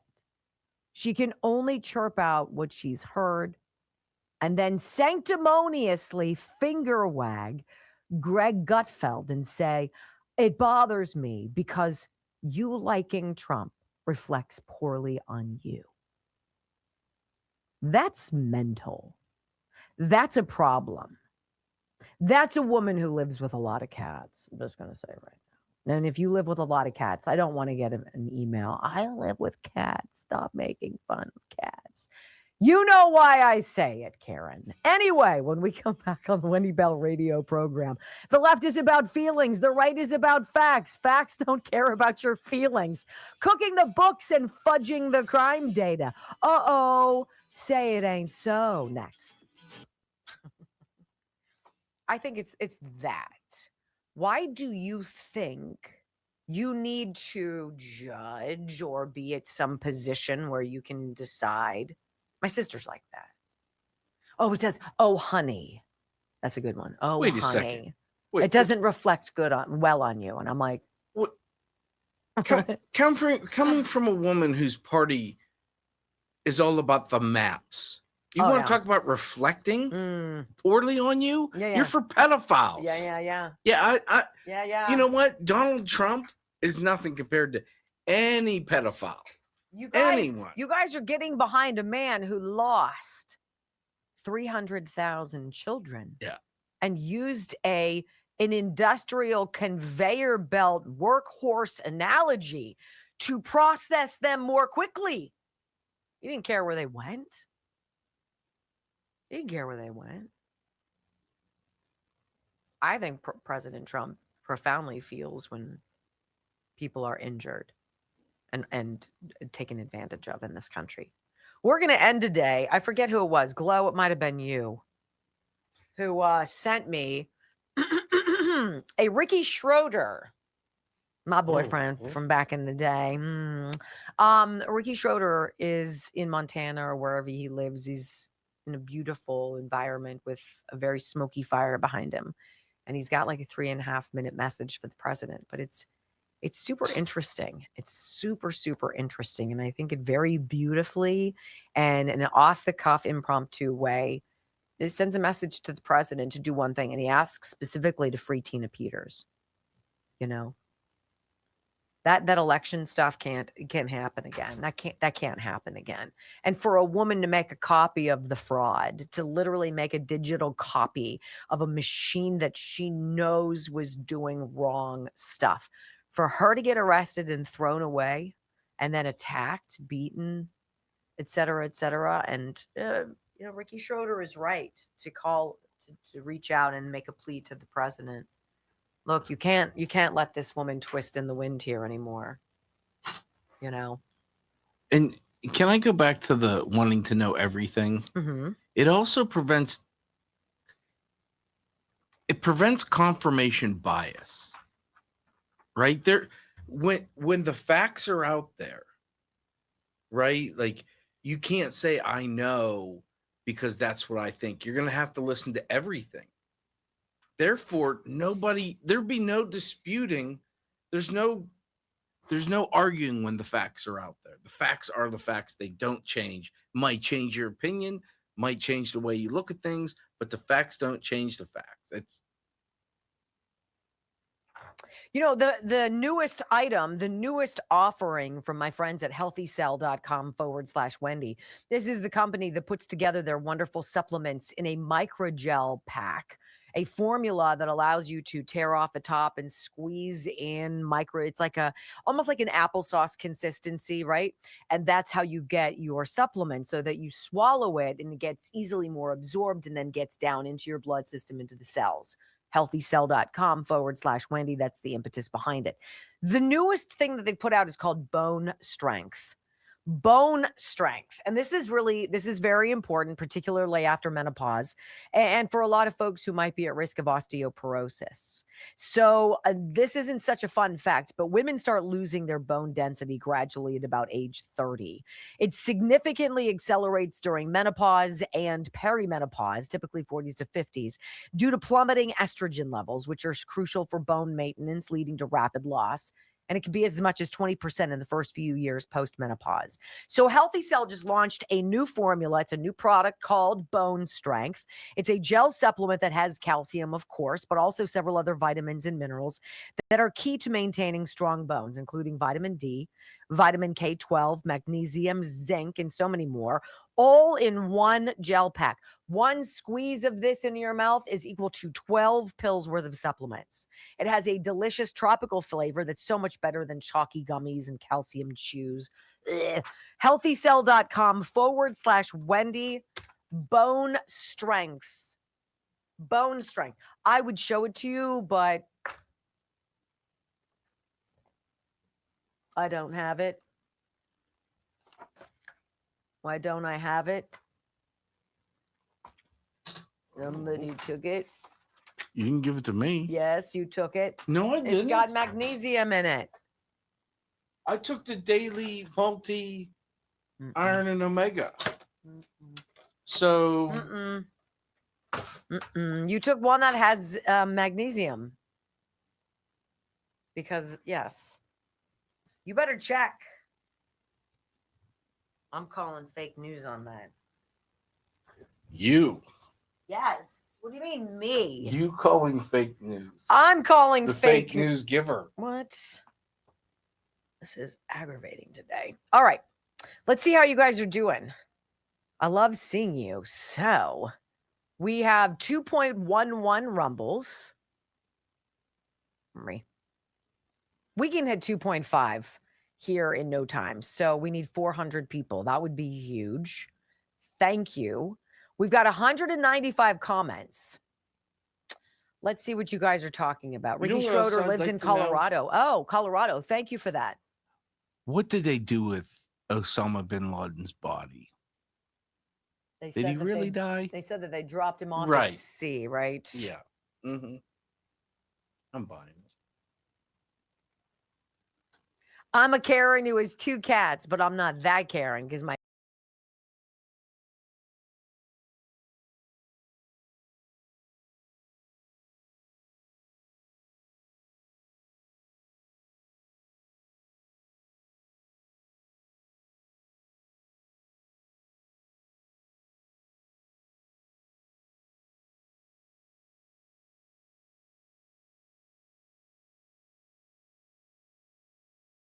Bowser during Joe Biden's presidency would hold press conferences and they would baffle us. They would baffle us. It's sort of like the job creation numbers that the Biden administration tried to shove down your throat. You'd go to a drive-through, you go to a Jack in the Box, maybe a Burger King or a McDonald's, and the line was out the door, around the block, nobody showing up to work, and they were trying to tell us, everybody's working. The unemployment numbers are so down. And then they had to go, of course, and revise everything, and they had to revise it by like 2.6 million jobs. I mean, that's kind of big, right? Oh, about those jobs we told you all about, the ticker tape parade we wanted to have for ourselves. Yeah, we really kind of made those up. Sorry, wah wah. But when it was Muriel Bowser and when it was these people, box checking hires within the Washington Metro PD, and they're standing up there trying to tell you, oh, things are great here in the Capitol. It's fantastic. It's a great time to come out with your kids. It's like a great time to go to MacArthur Park, right? Get some fentanyl, maybe get shot, stabbed in the neck. Yeah, that's exactly what's going on. 13 DC officials, you guys, were just handed pink slips for lying, for trying to make Trump look bad. Can you imagine lying about the number of murders or carjackings or rapes or robberies or what have you in your city only because you wanted to make the president look foolish? Can you imagine that? Well, considering the left hates you if you like this president and voted for him, because that makes good mental sense. Let's read about this from our friends at Revolver News. I love this. It's about time. Well, ladies and gentlemen, would you look at that? Trump said DC officials were cooking the books on crime, and now 13 of them are facing termination over alleged crime data manipulation. It's funny how that keeps happening. Dems have been pushing their soft on crime agenda while also trying to convince Americans that crime in DC is down. I want you to believe that the cities are safe, that anybody who notices all the carjackings, the shootings, robberies, beatings, the random chaos, well, they must be watching too much Fox News. But regular people know. They know better because they're the ones living with it every single day. These are the people getting attacked, getting robbed, harassed, and told to stop believing their own eyes. It's that same philosophy that I think is so huge for Spencer Pratt in LA. He connects with people because he is one of them, right? He says the truth and they know the truth and are starving for it. Well, now a bombshell new report is revealing that the DC crime stats were a huge part of the problem, you think? A whopping 13 members of the DC Metropolitan Police Department have been placed on administrative leave and have been served termination papers after an internal investigation into crime reporting showed they were cooking the books in order to make the president look bad. In a nutshell, they wanted to make a crime look less serious. So when Trump came in with the feds, it wouldn't seem like he did much of anything. I mean, I want you to think about that at face value as diabolical. Can you imagine you and your political party are getting together, not to talk about how to prevent people from getting murdered, right? Not to prevent people from being carjacked, not to have their homes invaded in the middle of the night, but what they can do to fudge the data so it screws President Trump. That is truly something. This is what Fox is reporting. 13 members of the Metropolitan Police Department placed on administrative leave, blah, blah, blah. MPD Interim Chief Jeff Carroll said that the officers were placed on the leave after the Internal Affairs Bureau, they called IA. After the Internal Affairs Bureau completed its investigation into crime reporting, and they've been served with termination papers. Some of the 13 were already on leave for other matters. All were served with notices of proposed adverse action, meaning it's probably they're going to get the axe. Our Internal Affairs Bureau has completed an investigation into crime reporting. The investigation was reported. It was referred to us earlier this year from the United States Attorney's Office. So, if crime numbers are being faked, the public is being lied to about their safety. Also, businesses make decisions based on those numbers. Residents make decisions based on those numbers, which could easily put someone in harm's way. But the biggest key here is that politicians used those fake numbers to defend their records, to attack their critics, and to claim everything was under control when it absolutely was not. And everybody living there knew it. And if those numbers are indeed fake, then every speech, every single press release, every media hit built on them was also fake as Stephen freaking Colbert sleeping in the room that President Trump allegedly did in Moscow. Well, that room doesn't exist. So I'm going to say one of these things can't happen without the other. Trump has been saying that D.C. was hiding the real picture on crime, and now the cat is out of the bag. Again, when all else fails, go back and read what the president has truthed out. Go back and tell me one time what he said didn't end up panning out, didn't end up being light years ahead of the truth that all of us just simply wanted. The same politicians in the media who treated Trump like he was exaggerating swamp crime now have to explain why top officials are facing termination after an investigation into their crime reporting. How wrong can you get it? Well, apparently you can get it pretty wrong. This isn't just a DC problem. It is a blue city problem, and it got really, really bad under Joe Biden. Look, I don't know what the reason here is. I don't know if Democrats are simply incompetent. And so when they get hired to do things based on whatever boxes they check, that their woke counterparts can celebrate, is that the failure? That they just don't know what the hell they're doing and so everything goes to hell in a handbasket? Or is it purposeful? Do they purposefully do things that put you and me in danger? They open up the border and they basically open up and set up the welcome mat. Come on in. Send your children. We want them the most, right? Do they want us suffering? I think so. I don't think they care. I don't think the Democratic Party cares at all. I don't think that's much of a stretch to say that the Democratic Party cares any more about the people of these United States than whomever the scrangly bunch of mullahs who are running Iran care about the people of Iran. Because when you care about people, you don't do what they do. If you're a Democrat and you cared about your constituents, you wouldn't constantly screw them. You wouldn't lie to black voters generationally and then use them because you need the numbers to gerrymander the maps, right? Oh, this clarity, it's amazing, isn't it? Do you guys remember back? We reported this when it came out. In 2022, 31% of the 18,000 law enforcement agencies across the U.S. failed to report crime data to the FBI's national database after transitioning to a new data collection system, according to the latest statistics from the FBI. Was it actually that they were changing to a new data recording system? Sort of like how Ilhan Omar's accountant messed up that $30 million. Oh, it was just a coding error. Oh, I was rounding up. Oh, I forgot to carry the one, right?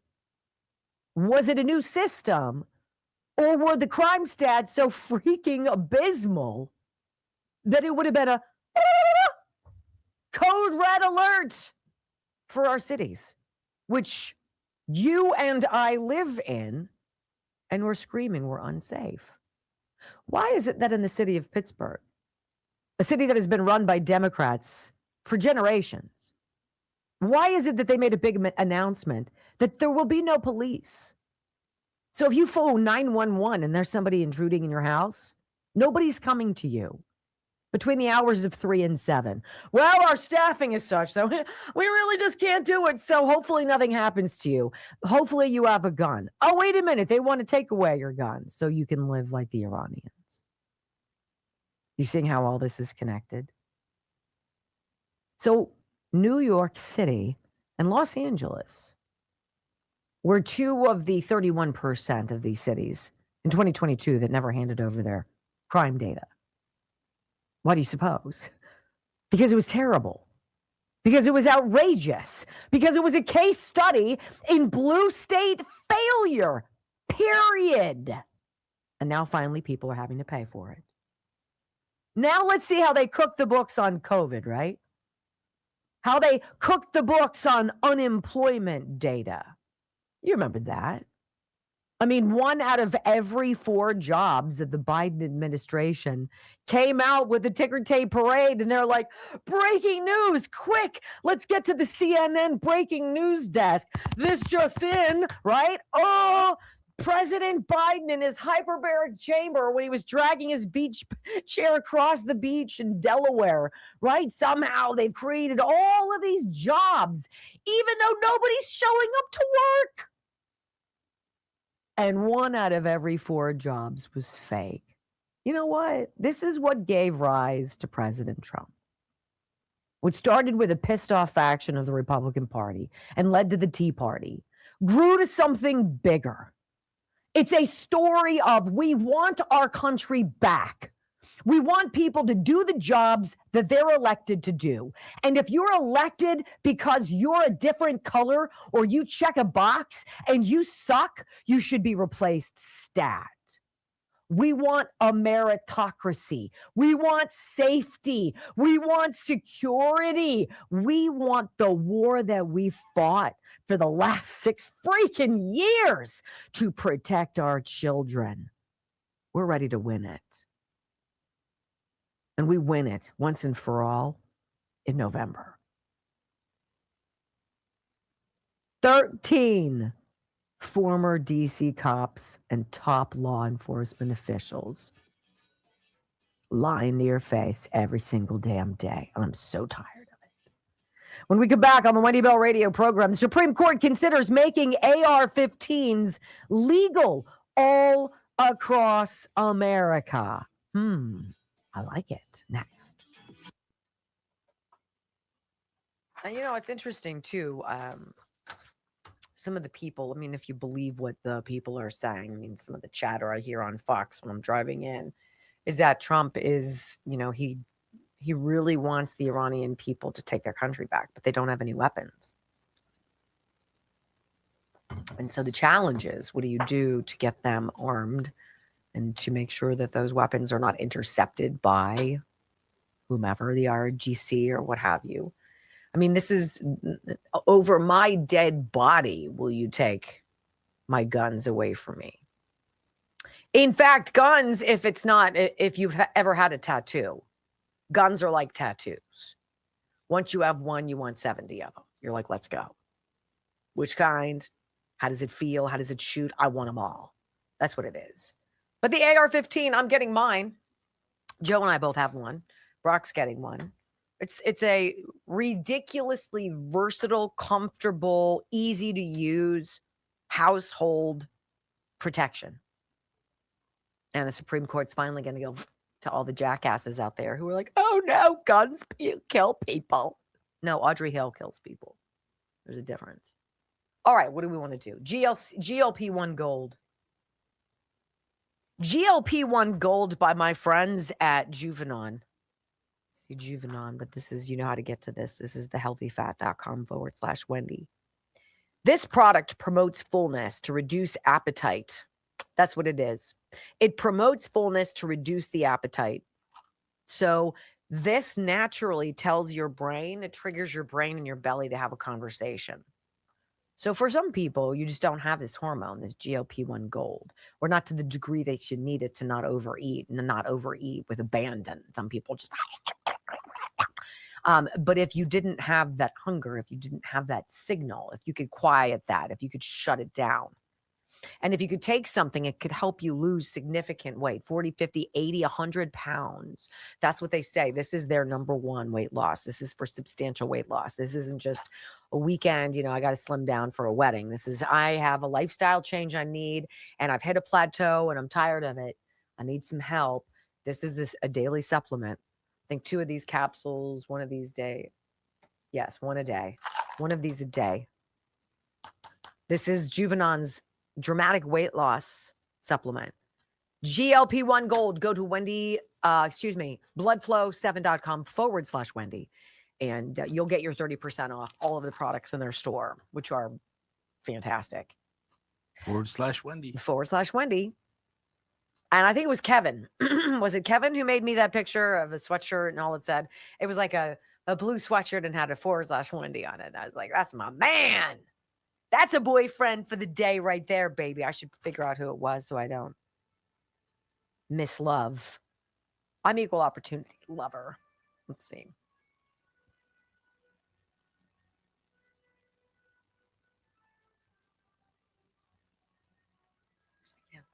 Kevin. Yeah. It's fantastic. I might have to have Jolene make me one. It says /Wendy.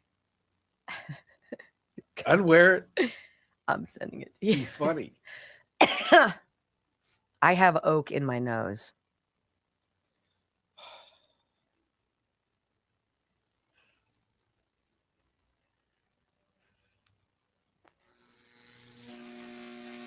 You hear that? Oh. Zzz. Do you guys hear it? Oh. I do. You hear that? I do. Oh. Let's see. There's something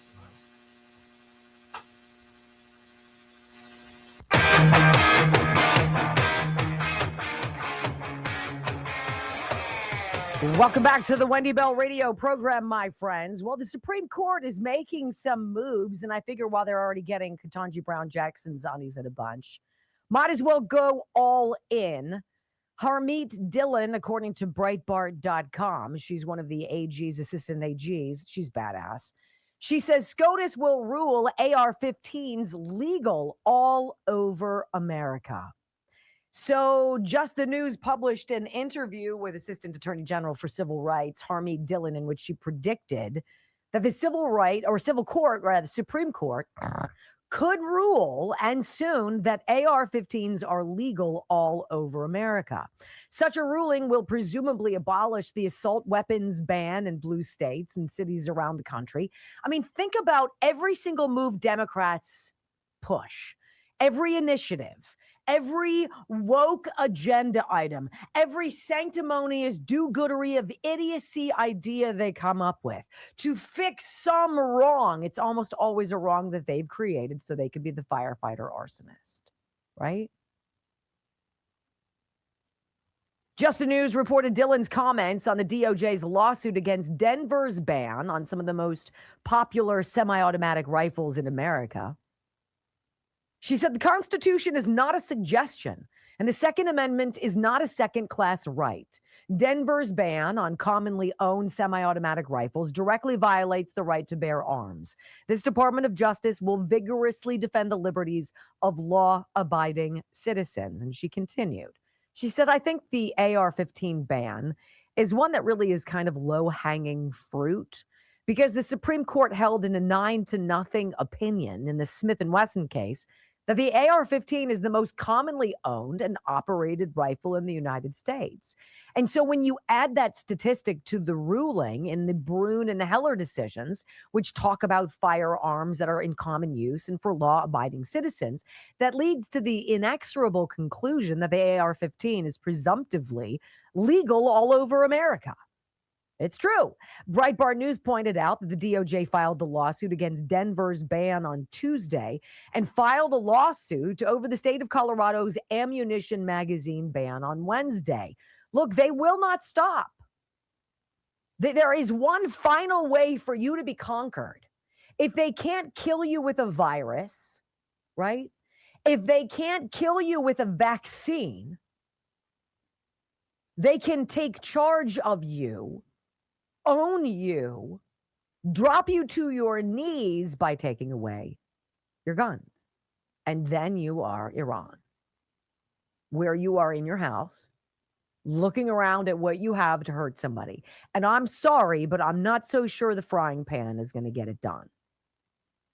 Colorado Democrats banned magazines that hold more than 15 rounds in 2013. It's interesting, you know, and we could read more of this insanity, but There's not a bullet in the world, a magazine made on planet Earth, or a firearm ever since the beginning of firearms that ever killed anybody. It's always an individual who makes a decision. We cannot go back and take away, under the guise of safety, what is your last line of defense. And that's me pitying the fool who decides to FAFO and storm my house, right? When you have nothing to defend yourself with, you're no different than the rest of the world with a nuclear Iran, sitting ducks, threatened by every move, and always with the specter of how bad could it be. It's funny, when you have a gun, it's not that worrisome. Feels a little bit better. This is the story today. It's all unraveling. They're going to have to start to peel back all this DEI nonsense. We're going to have an honest conversation about getting back to an environment, back to an America where we reward exceptionalism, not make everybody mediocre. Where we get back to that place where innovators, people who are dreamers and doers and achievers, are the ones who hold the positions, and not those who promise but never deliver. As I sat this morning, considering that today was the last day, after 12 years of watching my sons get up and get ready for their all-boys Catholic high school by putting on khakis and a button down and a tie, that this is it. That snapshot of my sons in the driveway wearing those ties for the last time, because high school is over. I'm excited about America's next chapter. I'm excited to see what my boys are going to do. I'm going to miss the heck out of them. But I'm so excited. And this, I believe, is the same story for America. Hour number 3 of the Wendy Bell radio program is right around the corner. President Trump did something amazing. You guys remember the presidential fitness test? Remember that? Where you had to do the pegs and climb up the pegs, and you're like, oh my God, how many sit-ups is enough? You diabolical fiend. Yeah, they're back. Presidential fitness test. Let's go. Next. I remember that. I remember the people who tried to cheat with the sit-ups and sort of just do this. And you're like, no. You're going all the way back and all the way up so I can see your beautiful face. Yeah, you were that one. And then you'd get a patch, right? Get a patch. You passed. I think Michael and Jack have presidential fitness awards from middle school before they stopped it in 2013, because that was such a great idea. It's all right if you're fat, whatever. Don't push yourself. The healthy fat, Dr. Gundry. Speaking of fat, Dr. Gundry was at one point. He says he was. I've seen pictures. A little more to love. I wouldn't say he was fat. He was a little thick, but he looks better now, and he's kept it husky. off. He's kept it off for 20 years. That's big. A lot of people go back and forth. The seesaw stuff, ebb and flow dieting, losing weight, packing it on, losing it. So bad for you. It's not good at all. And if you're one of those people and you just want to keep it off, leave it off, never have it back, or you have it, you want to drop it and say bye-bye for good, why not add this to your diet? It's a scoop of a powder that Dr. Gundry, who is a cardiothoracic surgeon, pediatric heart transplant. He's such a dummy, right? And he invented this. You put it in water and you drink it, and it completely myrtleizes your appetite and hunger for 5 hours, which is fantastic. You're on a plane, you're in school, you have a job, you don't want to eat, you got to skip a meal. You want to skip a meal so you're not eating 3 times a day. Thehealthyfat.com/Wendy. This is my guy. He said he lost 70 pounds drinking that. And he says he's seen thousands of people. He didn't say hundreds of people. I've seen dozens. He said, I've literally seen thousands of people lose 40, 60, 80 pounds and keep it off. All right. thehealthyfat.com/Wendy. All right. I forgot to tell you, I made wings yesterday. Oh, yeah. How'd that go? I used this truffle buffalo. You had me at truffle. It was I yummy. am totally running out of truffle. I have to go and do that. So how does this sound as a lovely vacation? I'll go. You want to go? What you're gonna say? Yeah. You want to put on like mucklucks with me and go out and it's rainy and it'll be sloppy and they have muddy pigs. and they have pigs and we'll go and we'll find truffles. That's what I want to do. And then you'll cook dinner with it and not invite me. That's totally what I would do. I would totally do that. You're right. I love truffles. You tell me all the time. I had fries with truffle and I'm sorry. What'd you have for garlic, breakfast today? cold stir fry. There's a microwave right there. Hmm. Why didn't you heat it up?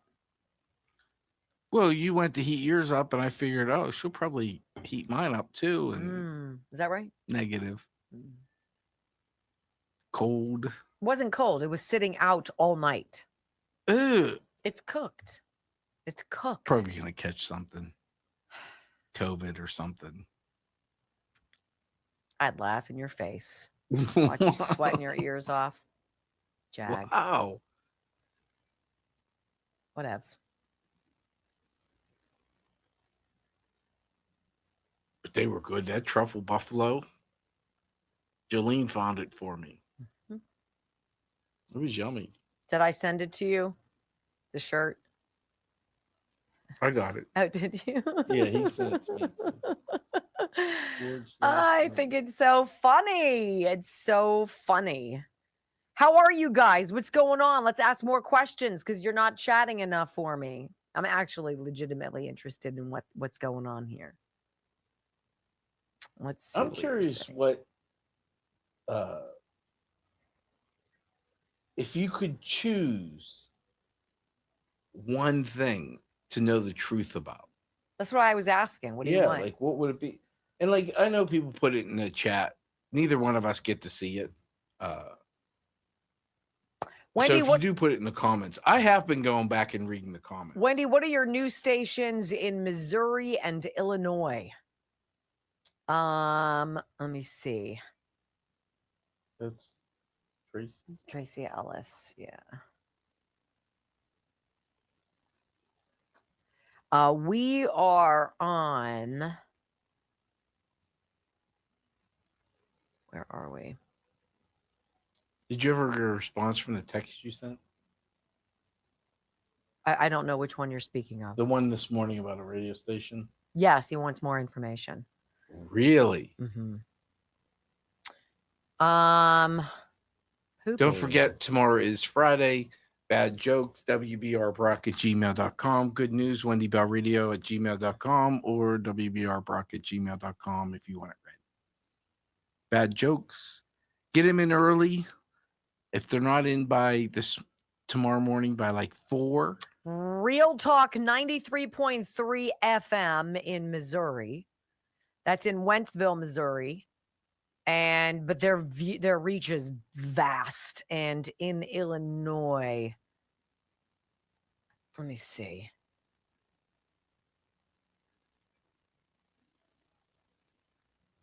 Maybe Pritzker can.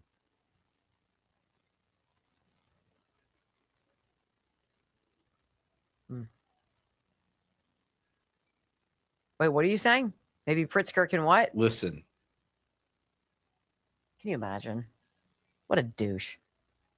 God, that guy is a turd sandwich of epic nature. It's unfortunate. It doesn't have to be like that. What's so hard about just trying harder not to suck? Right? It shouldn't be too much. It shouldn't be too much to have to have people who don't lie to you, who aren't trying to hurt you, who aren't trying to steal from you, who aren't trying to deceive you. I don't get it. I don't get it. It makes me angry.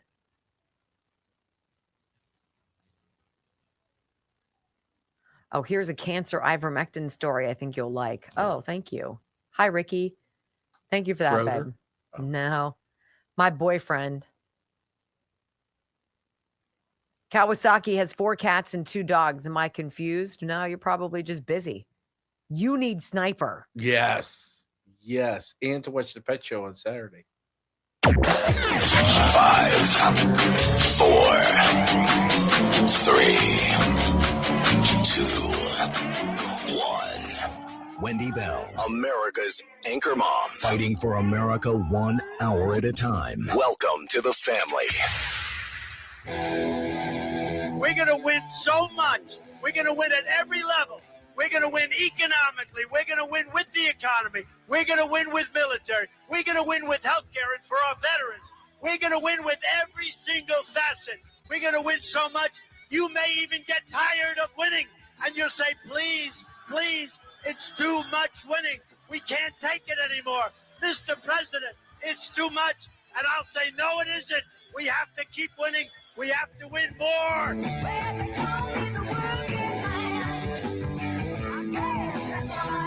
We're going to win more. 3 hours of bold truth and excellence. You've just signed up for the WBR Army. Strap in. This is the Wendy Bell radio program.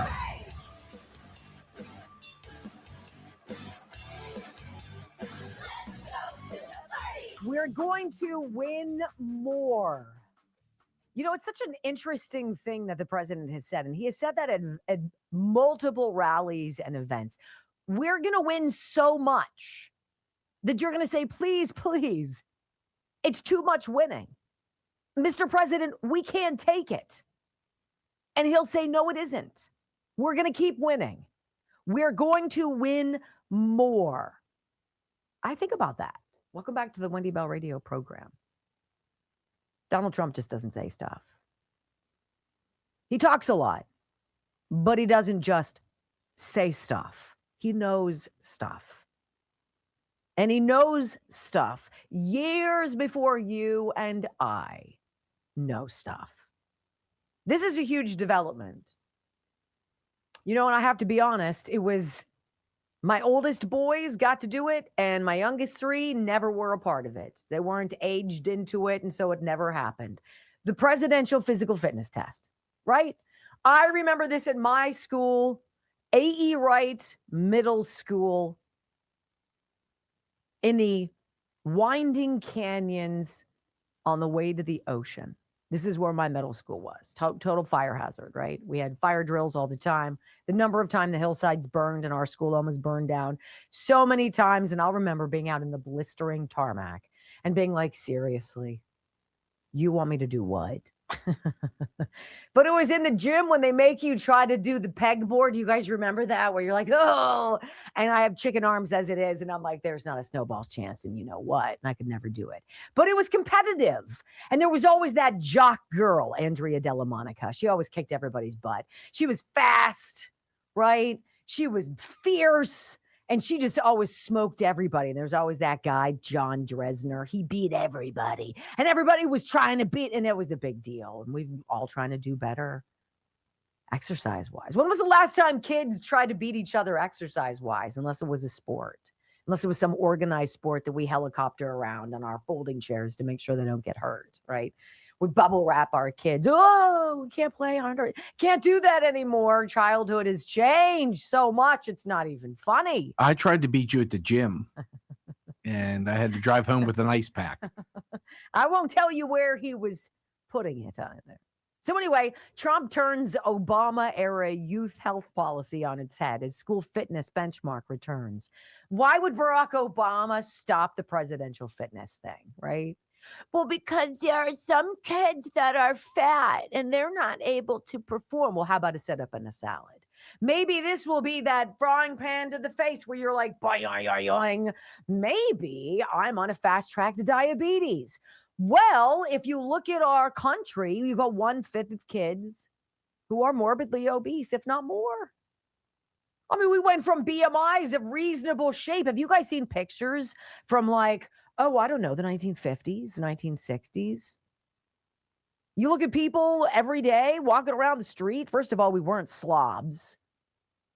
People dressed like they gave a crap, not like they were rolling out of their bed and going to Walmart on a Saturday morning in their Crocs, right? People gave a crap. And we weren't fat. Why weren't we fat? Because it wasn't junk food? Well, it wasn't ultra-processed garbage. All the things that we know now, we weren't sedentary. We played all day. If you were home, your parents were pissed. Why are you home? Go away. That was parenting back in the day, and we loved it. So we noticed that President Trump at the White House had all of these gentlemen, all of these professional athletes on hand. He had a bunch of kids. They had all sorts of different sporting events. They had cones set up for dribbling, for soccer. They had pull-up bars. They were doing push-ups. There were all sorts of things that were going on as President Trump signed a presidential memorandum restoring the Presidential Fitness Test Award. Right? Reviving a competitive school-based fitness program phased out during the Obama administration. Who all went? Well, members of the President's Council on Sports, some pro golfers, Gary Player, Ravens quarterback, somebody I can't pronounce, MLB pitcher Noah Syndergaard. I believe he was with the Mets, and he actually has something very cute that he says. But I mean, think about what happened. Why did they do away with the Presidential Fitness Test Award? Well, part of the Obama administration's Let's Move initiative, right? That's what they called it. Let's move. That drove the change. And it argued that the old test was too competitive. Oh, it's too hard. And it could discourage less athletic kids. Well, you know, it's funny because the less athletic kids find their own niche. You know what they find? They find band. They find science. They find math. They find all sorts of other things. Everybody finds their lane. And it's amazing, those cruel years of middle school kind of tell you a lot about who you are and who you want to be. And you got a whole year to get ready for the next physical fitness test. Well, it wasn't fair. It was disenfranchising. Made some people have bad body images. Well, you're fat, so stop it. You know? Look, I don't mean to be blunt, but let's be blunt. These things are stupid. This over-wussification, the willowing of our kids, the bubble-wrapping helicoptering. I want you to hear Noah Syndergaard. I'm being part of the president's efforts to make physical activity great again. He could have been a Hall of Famer.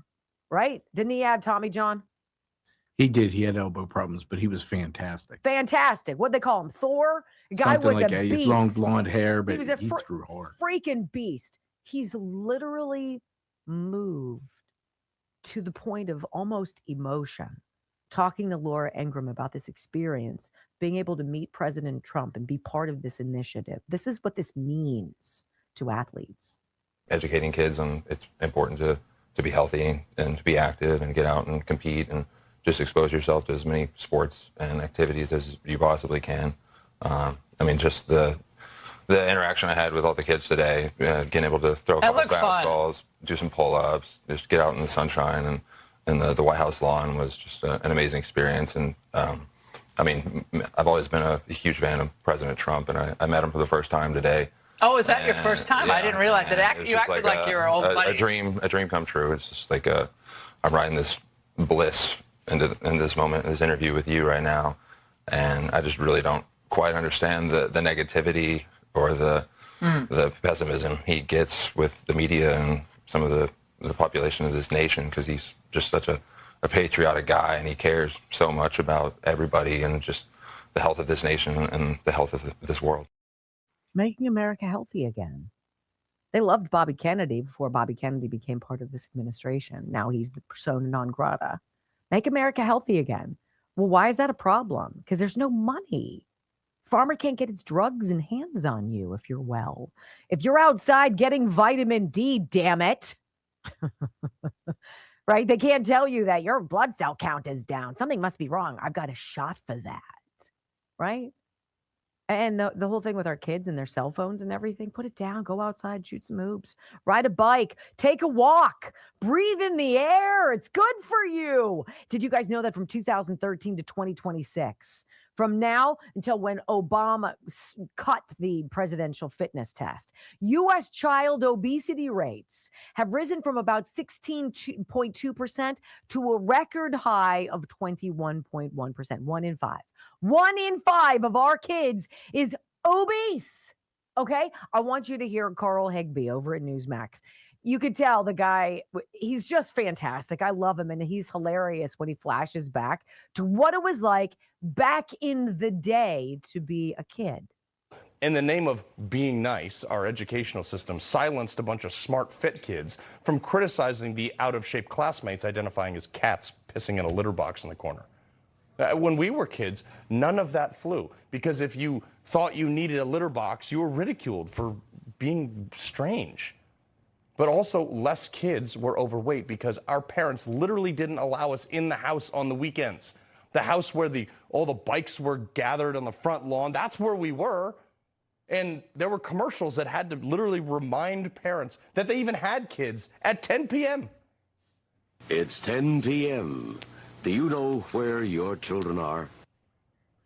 Think about that. Listen to that again. It's 10 p.m. Do you know where your children are? Yeah, all the helicopter parents can't even relate to that because kids were out riding bikes and playing to the point of exhaustion because they were active. Now, parents know exactly where their kids are because they're sitting on a couch with an iPad eating processed foods that don't expire. And sure, they might have like one less broken arm in their life, but they got diabetes. What used to be considered a normal kid behavior is now called ADHD, and children are medicated into compliance to make them sedentary. We're wondering why they're getting fat. Sports were watered down. PE classes started designing their curriculums to the lowest common denominator to make sure that nobody felt left out, and they removed all competition in the name of inclusion. 100% correct. And so President Trump, in one bold move with a very simple task, hey, let's talk about fitness again, kids, right? Because we care about you. It's kind of refreshing. I like this new chapter. Let's go. When we come back on the Wendy Bell radio program, my friends, well, apparently breaking up is hard to do. Do you guys hear about this new study that shows about 1 in 3 Americans have lost a close relationship over, what do you think? What do you think? I've got the answer next on the Wendy Bell Radio Network. I'm going to run to the bathroom.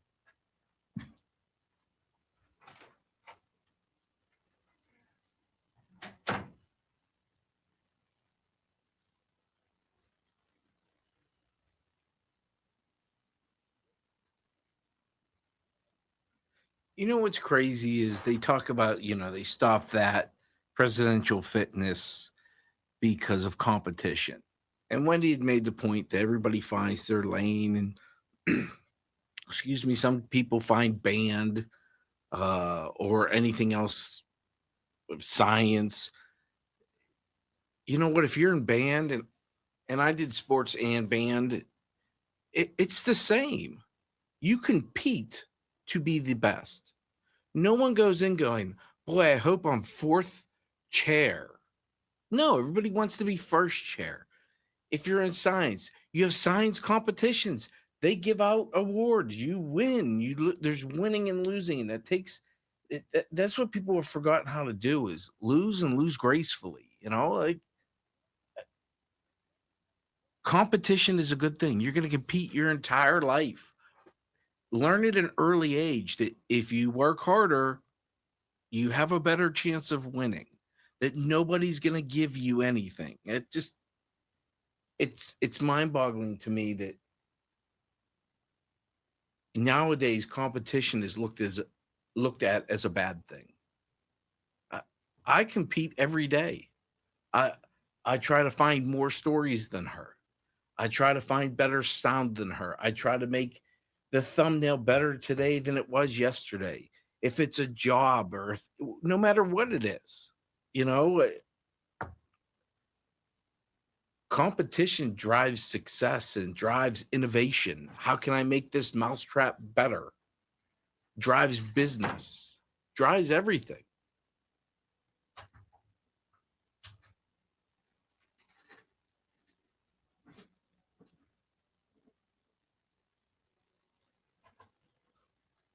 SimkovichConcussionInstitute.com. SimkovichConcussionInstitute.com. You do not know when you're going to need Dr. Simkovich, but you might need him now. You might be suffering from debilitating headaches. You might feel anxiety and stress that you know is related to something that happened in an accident you were in. You know, if you don't feel like you're in control, you know how it feels. And you know that it feels helpless, but it doesn't have to. 412-366-3700. 412-366-3700. SimkovichConcussionInstitute.com. They're about hope. They're about healing you. They're about helping you. They're about putting you back in charge of your life and doing it in the shortest amount of time possible. No cutting, no surgery, no needles. You're not going to bleed. Dr. Simkovich is who I would trust every single day of the week. Every single day. 412-366-3700. Someone says they lost a friend over something I posted about Ukraine a while back on Facebook. Well, I will say this. If that's the case, I'm sorry, but they probably weren't your friend anyways. That's so stupid. I do. Like going back to honestly. competition, I compete on everything. Everything. You do? Yeah. Do you I said, really? I try to find more stories than you. I try to find better sound than you. I was telling them when you were in the bathroom, I try to make today's thumbnail better than yesterday's thumbnail. Like, to me, that's internal competition is the most driving. I don't know. I guess I compete. Yeah, you do. What? Like you would know. You'll never be better than me.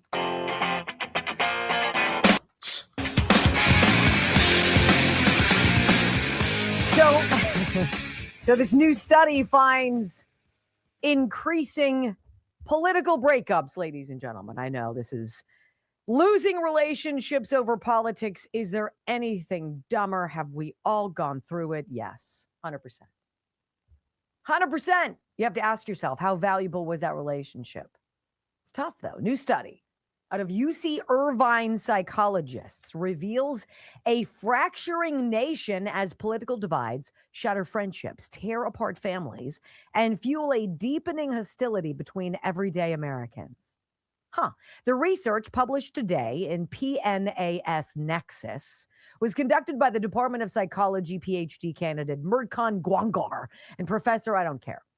They introduce a term called political breakup for the losing of a relationship with a friend, a family member, a romantic partner, or a coworker due to political differences. The findings, drawn from 4 separate data sets totaling nearly 3,800 participants, paint a picture of a country whose political divisions are spilling out of Washington and into everyday life. More than a third of Americans reported that they have lost relationships with family, friends, romantic partners, and coworkers over political differences, the authors write in their article. Political breakups, interpersonal consequences of polarization. Those who lost relationships were more hostile towards their political opponents, voters more so than party elites. So in their most recent national survey conducted in April with YouGov, the researchers found that 37% of Americans reported having experienced a political breakup at some point in their lives. I have a hugely strained relationship with my sister. We pretend. I try to pretend, which makes it worse to have something inauthentic with someone who you deeply love, but just can't deal with. It's terrible. That's terrible. Of those, 62% had a falling out with a friend, 40% with a family member, 29% with a coworker, and 10% with a romantic partner. And more than half reported losing more than one type of relationship. 100%. 100%. You know, it's interesting. I lost more than a handful of friends or people who I thought were friends who weren't, of course, and we can always say that, but it sucks. When I came out of the closet and was given an opportunity to fill in for somebody on a local radio station, who was sick and needed somebody to fill in while he convalesced. And I started talking. I'd never done this before. And I guess the things that I was saying, not dissimilar to what I talk to you about every day, struck a nerve with a lot of people. And I have friends who stopped being friends with me because I spoke honestly about how I feel about family and about faith and about this country and about the path that we were on. And that was intolerable. These are people who named me their child's godmother, who, poof, on a dime, walked away. There was another couple, a gay couple, very good friends of mine. One of the women asked me if I would stand up for her and help officiate her wedding. I went online and I took a class and I got some, I don't know, degree, some certificate or what have you. I stood up next to her as one of my close friends, delighted to be there as she was finding love and making it official. And then I started talking on the radio. I'd never shared my political views with anybody before. I was a television news anchor. That's not what you do. Nobody cares about your opinion. You have a job to do, and your job is to deliver the news. I could go on and on how many people started looking at me differently in my neighborhood. Number of times our cars were vandalized, our signs were stolen, right? Christmas lights slashed. I'm not so sure it's about politics.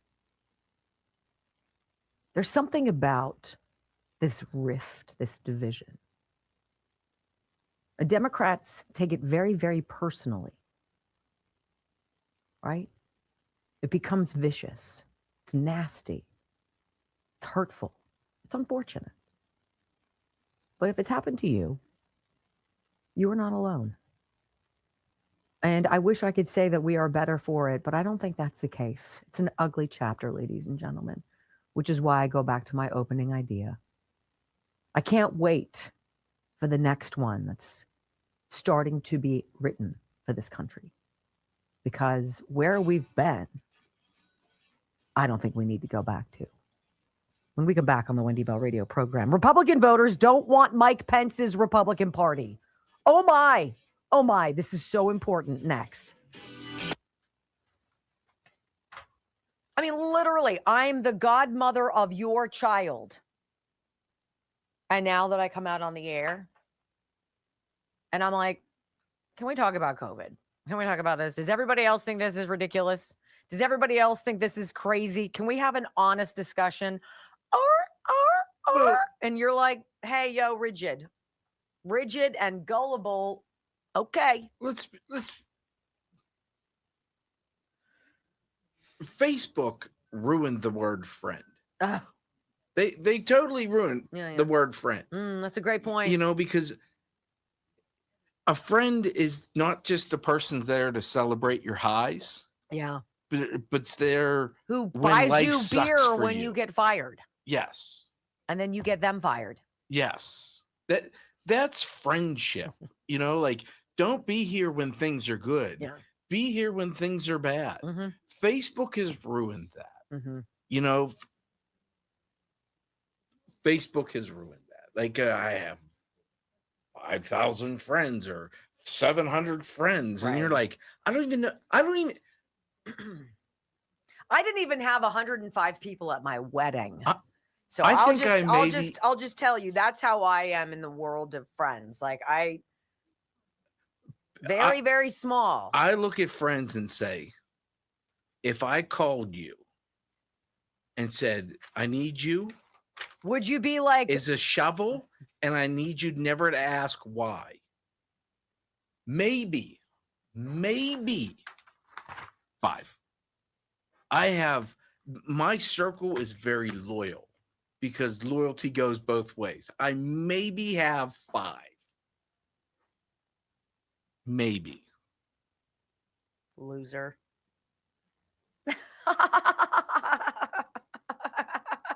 It's the way I say about the difference between moms and dads. Mom would come dig that hole and never ask again and probably clean the shovel.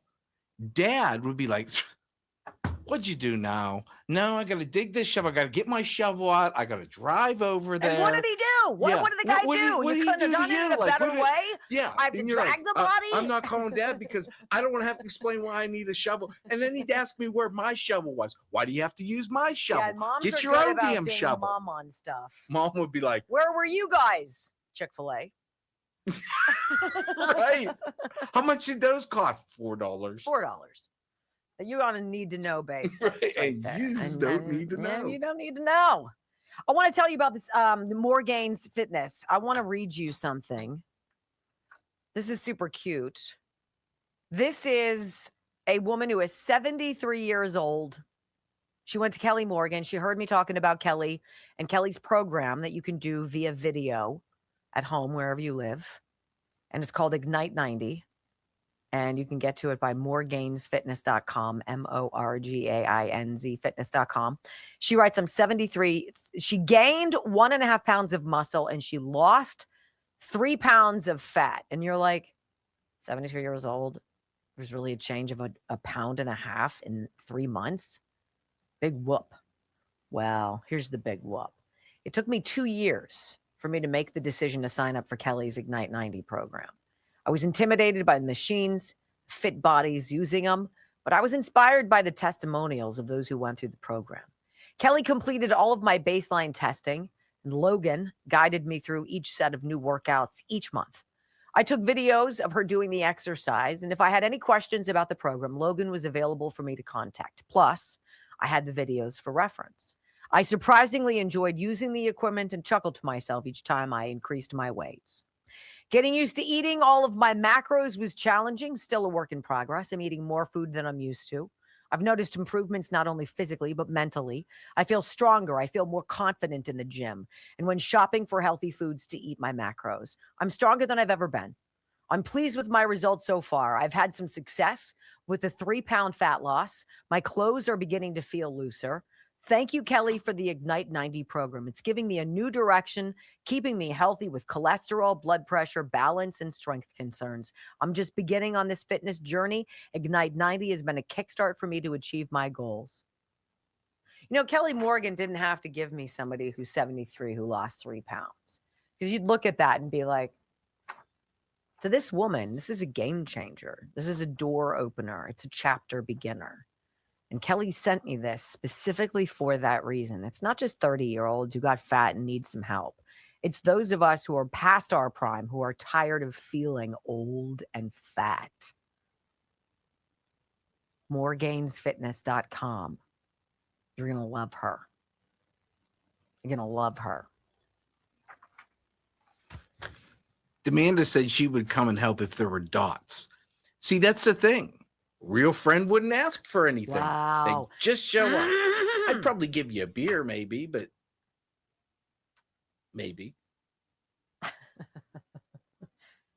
Are we due for a haircut soon? I'm feeling like it's getting a little. I don't know. You were the one to put it in your. All right, because the back of your hair looks. I think I got it right before graduation. Which would be next week. Probably. Let's see. Friday. No. 21st. Oh, snap. Thank God I put it in my calendar. I have it too. When do you have it? I can't have beer, Demanda says. Can't have dots either, but you're requesting. School have said I would help you. Beebs, you don't like Toto. I'm sorry. Well, too bad.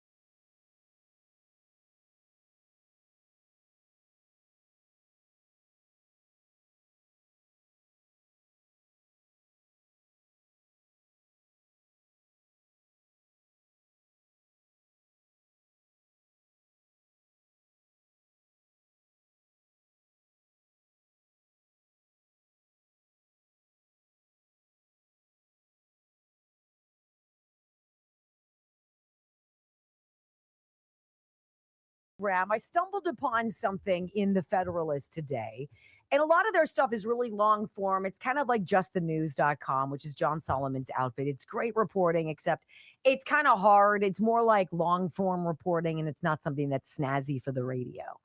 But this is one of those stories. It goes back to the importance of what happened on Tuesday in Indiana. And what happened on Tuesday in Indiana wasn't the Trump effect.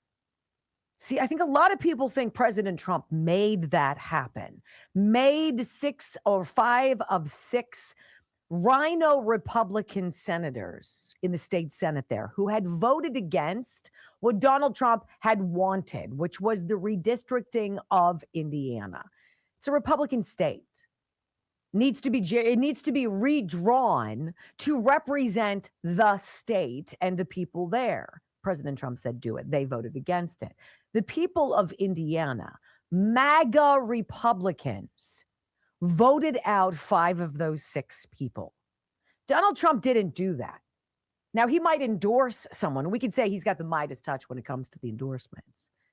But again, this is the people showing the door to those who no longer represent our values. We're on to you.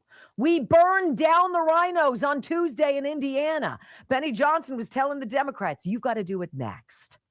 So this article is about this proxy war between 2 different wings of the state Republican Party. And it was a total wipeout for that Rhino Mike Pence wing. And this is very interesting. And this is what the article says. It says GOP voters didn't want Mike Pence's Republican Party. Guys, this is our war. You and I have been in the trenches. You and I have gone to war. We've been at battle. We fought against the crazy. We stood up to the tyrants. We pushed back on the mandates. We were punished relentlessly. This is our country, and we're taking it back. Indiana Republican primary voters netted dramatic changes up and down ballots Tuesday, kicking out a wave of establishment-allied incumbents while reinforcing many incumbent conservatives against party-backed challengers from their left. The headlines focused on 8 Republican state senators who faced primary challengers backed by President Donald Trump for failing to redistrict the state to combat Democrat-run states' rampant gerrymandering of congressional districts. At this writing, by large margins, 6 of the 8 Senate challengers have kicked out the anti-redistricting incumbents, including members of senior GOP state leadership. One of the remaining incumbents kept his seat, probably thanks in large part to a low-quality challenger, and the other race is too close to call with a margin of only a few votes, according to NBC, probably headed to a recount. Indiana Governor Mike Braun and U.S. Senator Jim Banks, both vocal, and in Banks's case, large financial supporters of the primary challengers, have called for State Senate President Pro Tem Roderick Bray to step down due to the electoral slaughter of his coalition. Indiana's Republican Party, both at state and county levels, spent big to attack more conservative candidates, and most of that spending failed to protect their incumbents. You guys, this is such a giant story and such a huge predictor for November. The Indiana Senate Majority Campaign Committee, run by this Roderick Bray, the Senate President Pro Tem, who now Jim Banks and others are calling to step aside, lost 2 of its steering members to primary challengers Tuesday, including Majority Caucus Chair Travis Holdman. Its largest primary expenditure this year of $600,000, according to the Indiana Family Association, attempted to protect Senator Spencer Deary, whose race is currently within 3 votes of a loss. Its second biggest spend, which was $492,000, went to Senator Linda Rogers, whom Clark noted had a fairly conservative voting record, but lost by 18 points Tuesday. You guys, it wasn't just a slight beating. It was a freaking bloodbath. Those two races alone sucked up nearly half of the Senate Majority Campaign Committee's financial stockpile as of the end of 2025, when the Indiana Senate tanked redistricting efforts. Indiana Senate Republicans don't listen to the people who reportedly voted for them, because Indiana Republicans told them loud and clear what they wanted, and they didn't listen. And they got their butts kicked bigly. And if you think this is just one state, one flyover state, how big can Indiana be? How big of an impact? Pretty big. The Indiana primaries were not solely about Trump as a figure, as corporate media in and out of state are framing the story, but about the kind of Republican Party its voters want. It's what we want. Not what Trump wants, what we want. And you can see it down ballot. In other races that did not include the Trump factor, more conservative candidates also scored wins in the primaries, often while fighting against their own local and state Republican parties. South Bend area county councilwoman Amy Drake won her primary against a Republican challenger who had access to huge amounts of money for a local race, spending what Drake says is some $200,000 to fly in and out-of-state door knockers and airplane banner ads. Drake is an occasional contributor to the Federalist, they respond here. But she sparked her challenger by not only voting against the unpopular expansion of taxpayer-subsidized data centers in her greater Chicagoland locale, but also by governing as a prudent conservative rather than a patsy for the usual corporate interests. This is why Spencer Pratt is so dangerous to Karen Bass. She first took office in the purple area, opposing stringent COVID lockdown measures pushed by local health officials. While re-awarding Drake her Republican seat, local voters kicked out an incumbent Republican councilman who has for the last year caucused with Democrats with backing from the local Republican Party. Trump endorsed nobody in these local races, and yet voters still kicked out party-backed Republicans in favor of Drake and her ally, Jamie O'Brien. These victories represent the second set of primaries launched against Republicans on the council since 2024. Drake wrote in her email newsletter Wednesday morning that we've managed to beat the perpetrators for a second time in a row is certainly satisfying. These primary attacks were, of course, launched by the same people who now control the St. Joe County Republican Party, why many of us Republicans no longer participate in their functions. We are watching the fissuring of the Republican Party. This is not the Rhinos' party. This is MAGA. MAGA is the new GOP. And whether or not Donald Trump is there endorsing candidates, MAGA voters are showing up and they're showing rhinos the door. That is the story of this article, right? The point being, Trump's endorsements don't give the massive victory margins over other Trump-endorsed candidates achieved. This means a Trump endorsement has weight with Republican voters, but it's not always enough to off-balance other things that they care about. That means that, yes, while these election results are definitely a win for Trump, Banks and Braun, Indiana Attorney General Todd Rokita, and Turning Point USA Action, all of whom were significant players in these primaries, on the more conservative side. These major players are successful because they are delivering what Republican voters are desperate to get from their elected officials. Listen to us. We tell you what we want. Donald Trump listens. And whether or not he agrees, he does what the people ask. It's not about Trump's personality. It's not about counterculture, MAGA hats to own the libs. It's about what Trump delivers for voters. These people who won in Indiana won big margins without a Trump endorsement because voters trust that they will do the same thing Trump does, deliver prudent, bold, conservative policy wins. The part of the Republican Party that can't deflect devastating changes to Virginia's state constitution, pass the SAVE Act in Congress, deliver trustworthy elections at the state level, back mass deportations, rein in predatory big businesses, get its attention away from foreign wars that drive inflation, impeach corrupt judges, and enact mass firings of administrative state bureaucrats, better take notice.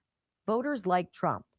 Not because of his hair or sometimes embarrassing comments, but because he's changing how the Republican Party does business. There is the old way.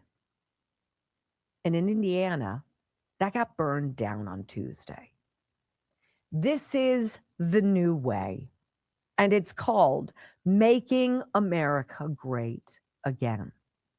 And when asked by Harry Enton, as I illustrated at the beginning of the show, when asked how important is this midterm election for voters to turn out to vote, 36% of non-MAGA voters said very important.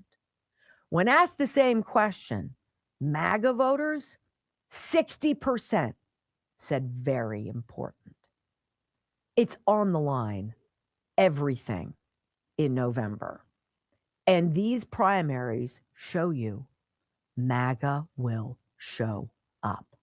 Whether Donald Trump wants them to or not, Republican voters, conservative MAGA voters, are not Mike Pence voters.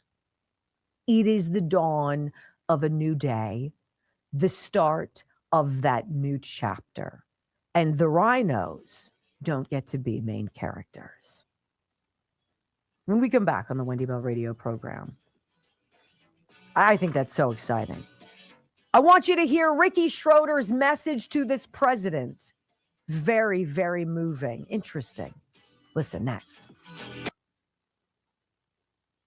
So it's 5 of 6 state senators that Trump did campaign with. Then it's 2 of these other people, 3 of these other people who have been quietly doing what they've been doing, right? Who voters came out, MAGA voters came out to vote for, to push out rhino Republican incumbents. It is a huge predictor of what's coming down. Brock, you said it this morning. You're like, you know what? Democrats should be shiting. Well, yeah. I mean, this isn't Midterms even a aren't sexy. midterm. Yeah. This is a primary.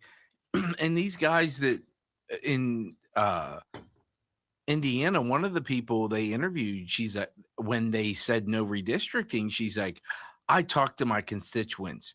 They don't want this. No, this is a different lady. Mm-hmm. She's like, they didn't want this. Well, she lost by like 20%. And then one guy said, I had 3,000 phone calls all saying they didn't want redistricting. That's funny because he didn't even get 3,000 votes. He got crushed. Didn't even get 3,000 votes. So at best, the 3,000 people that called him didn't show up to say, we're showing you we don't want redistricting. Mm-hmm. All they do is lie. Like Stephen Colbert. Yeah. I stayed in that room. I'm going to pretend that I'm on your side. It was really long. I'm not going to bring the shovel. I'm going to tell the police that you need a shovel. That's a rhino.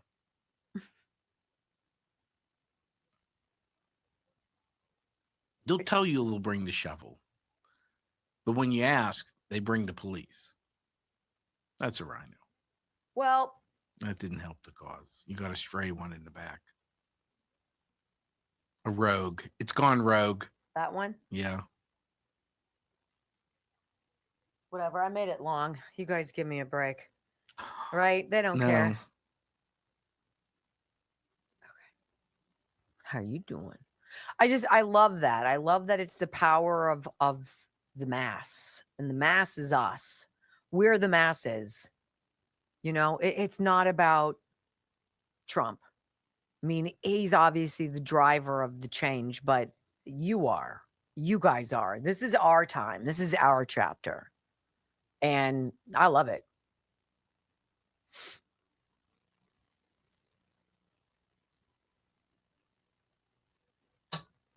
I love it. I wasn't counting on this whole Ricky Schroeder thing, but I get it. He's in Colorado. Thank you for the person who pointed that out to me. I said Montana or something, but he's in Colorado, which would make sense because what he's talking about is Tina Peters, who you'll know from Mesa County. She was a clerk there. She saw something and she did something, and she made a physical copy of one of these voting machines, a Dominion voting machine. And here Ricky Schroeder is saying to the president, basically, you know, you remember him from The Champ, and he calls the president, you're the real champ, but I want you to remember, I want you to not leave Tina Peters behind, because they arrested her and they unfairly imprisoned her because she was going to expose the theft of the 2020 election. If they could have killed her, they would have. They would have. And her life is in danger. And here's Ricky Schroeder saying, get her out, sir, please. And take care of yourself, because we need you. And they're coming. Yeah. Yeah. Spencer Pratt saying, we're going to uncover where all the money went. They're like, I hope he has protection. Isn't that sick? That's sick that you have to say that in today's day and age.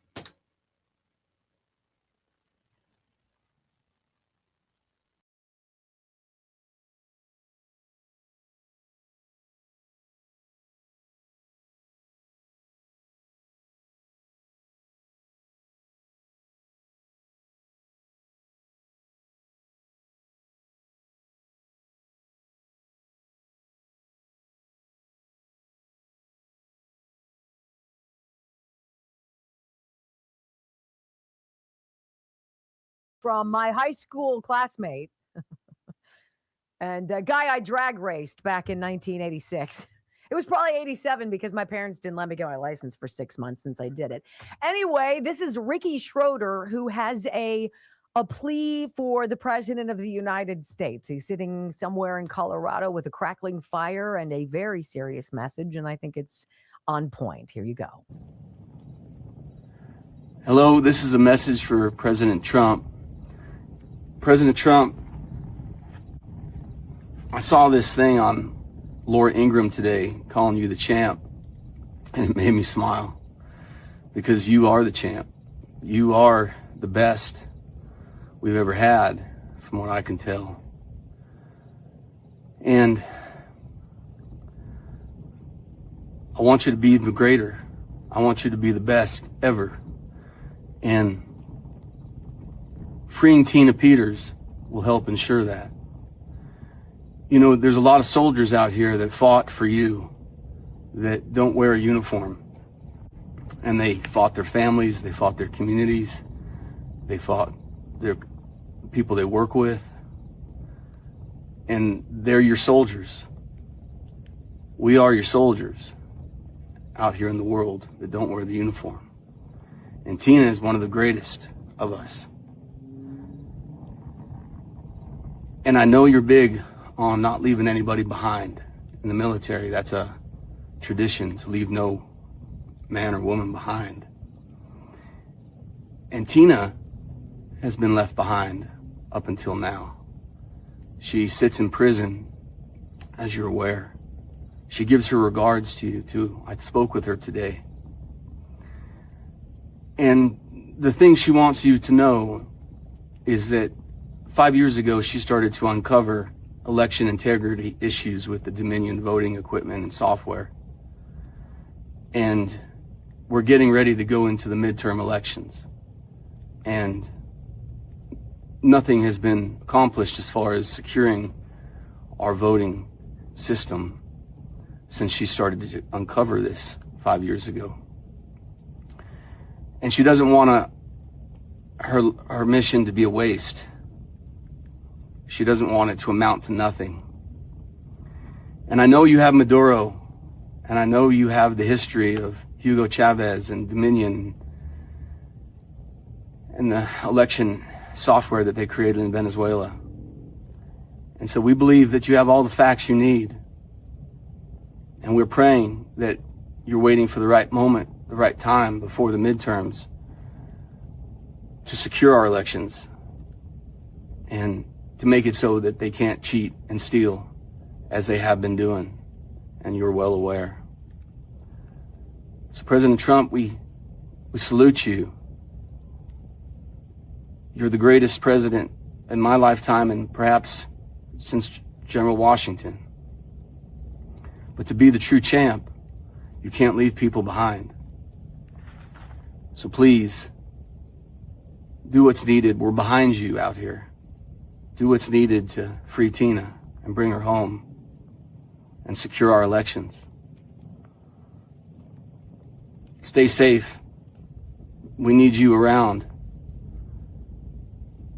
to accomplish so many great things that are coming, that we all know are coming, and great things you've accomplished. So we ask Jesus' protection upon you, President Trump, and those around you. And we ask for the truth to be revealed about dominion. I'll leave you this message, President Trump, in the holy name of Jesus Christ. Amen. Do what's needed. We're behind you. So that is a man, an actor who left the nonsense and the corruption and the pedophilia and all of the issues of Hollywood to raise his family in Colorado, to address the president because he's so worried that the system hasn't been fixed. And if it doesn't get fixed, nothing changes. Now juxtapose that and that actual care to Jessica Tarlov screaming at Greg Gutfeld that it's not a good look on him that he admires President Trump. One cares truly, deeply about the next chapter of the story of America. And one is just a toxic, college-educated, white-triggered liberal chick, right? There you go. I wanted you to hear that. I think it was an emotional plea. I think it was an honest plea. And I understand how Ricky Schroeder feels. I understand that, Ricky. Because we're behind this president too. We're all doing this thing together. I appreciate you being a part of the program today. I had a wonderful time catching up, seeing what's going on. We're going to do it tomorrow. Good news, bad jokes, everything in between. Do not miss us. Have a great day. Stay safe. Peace.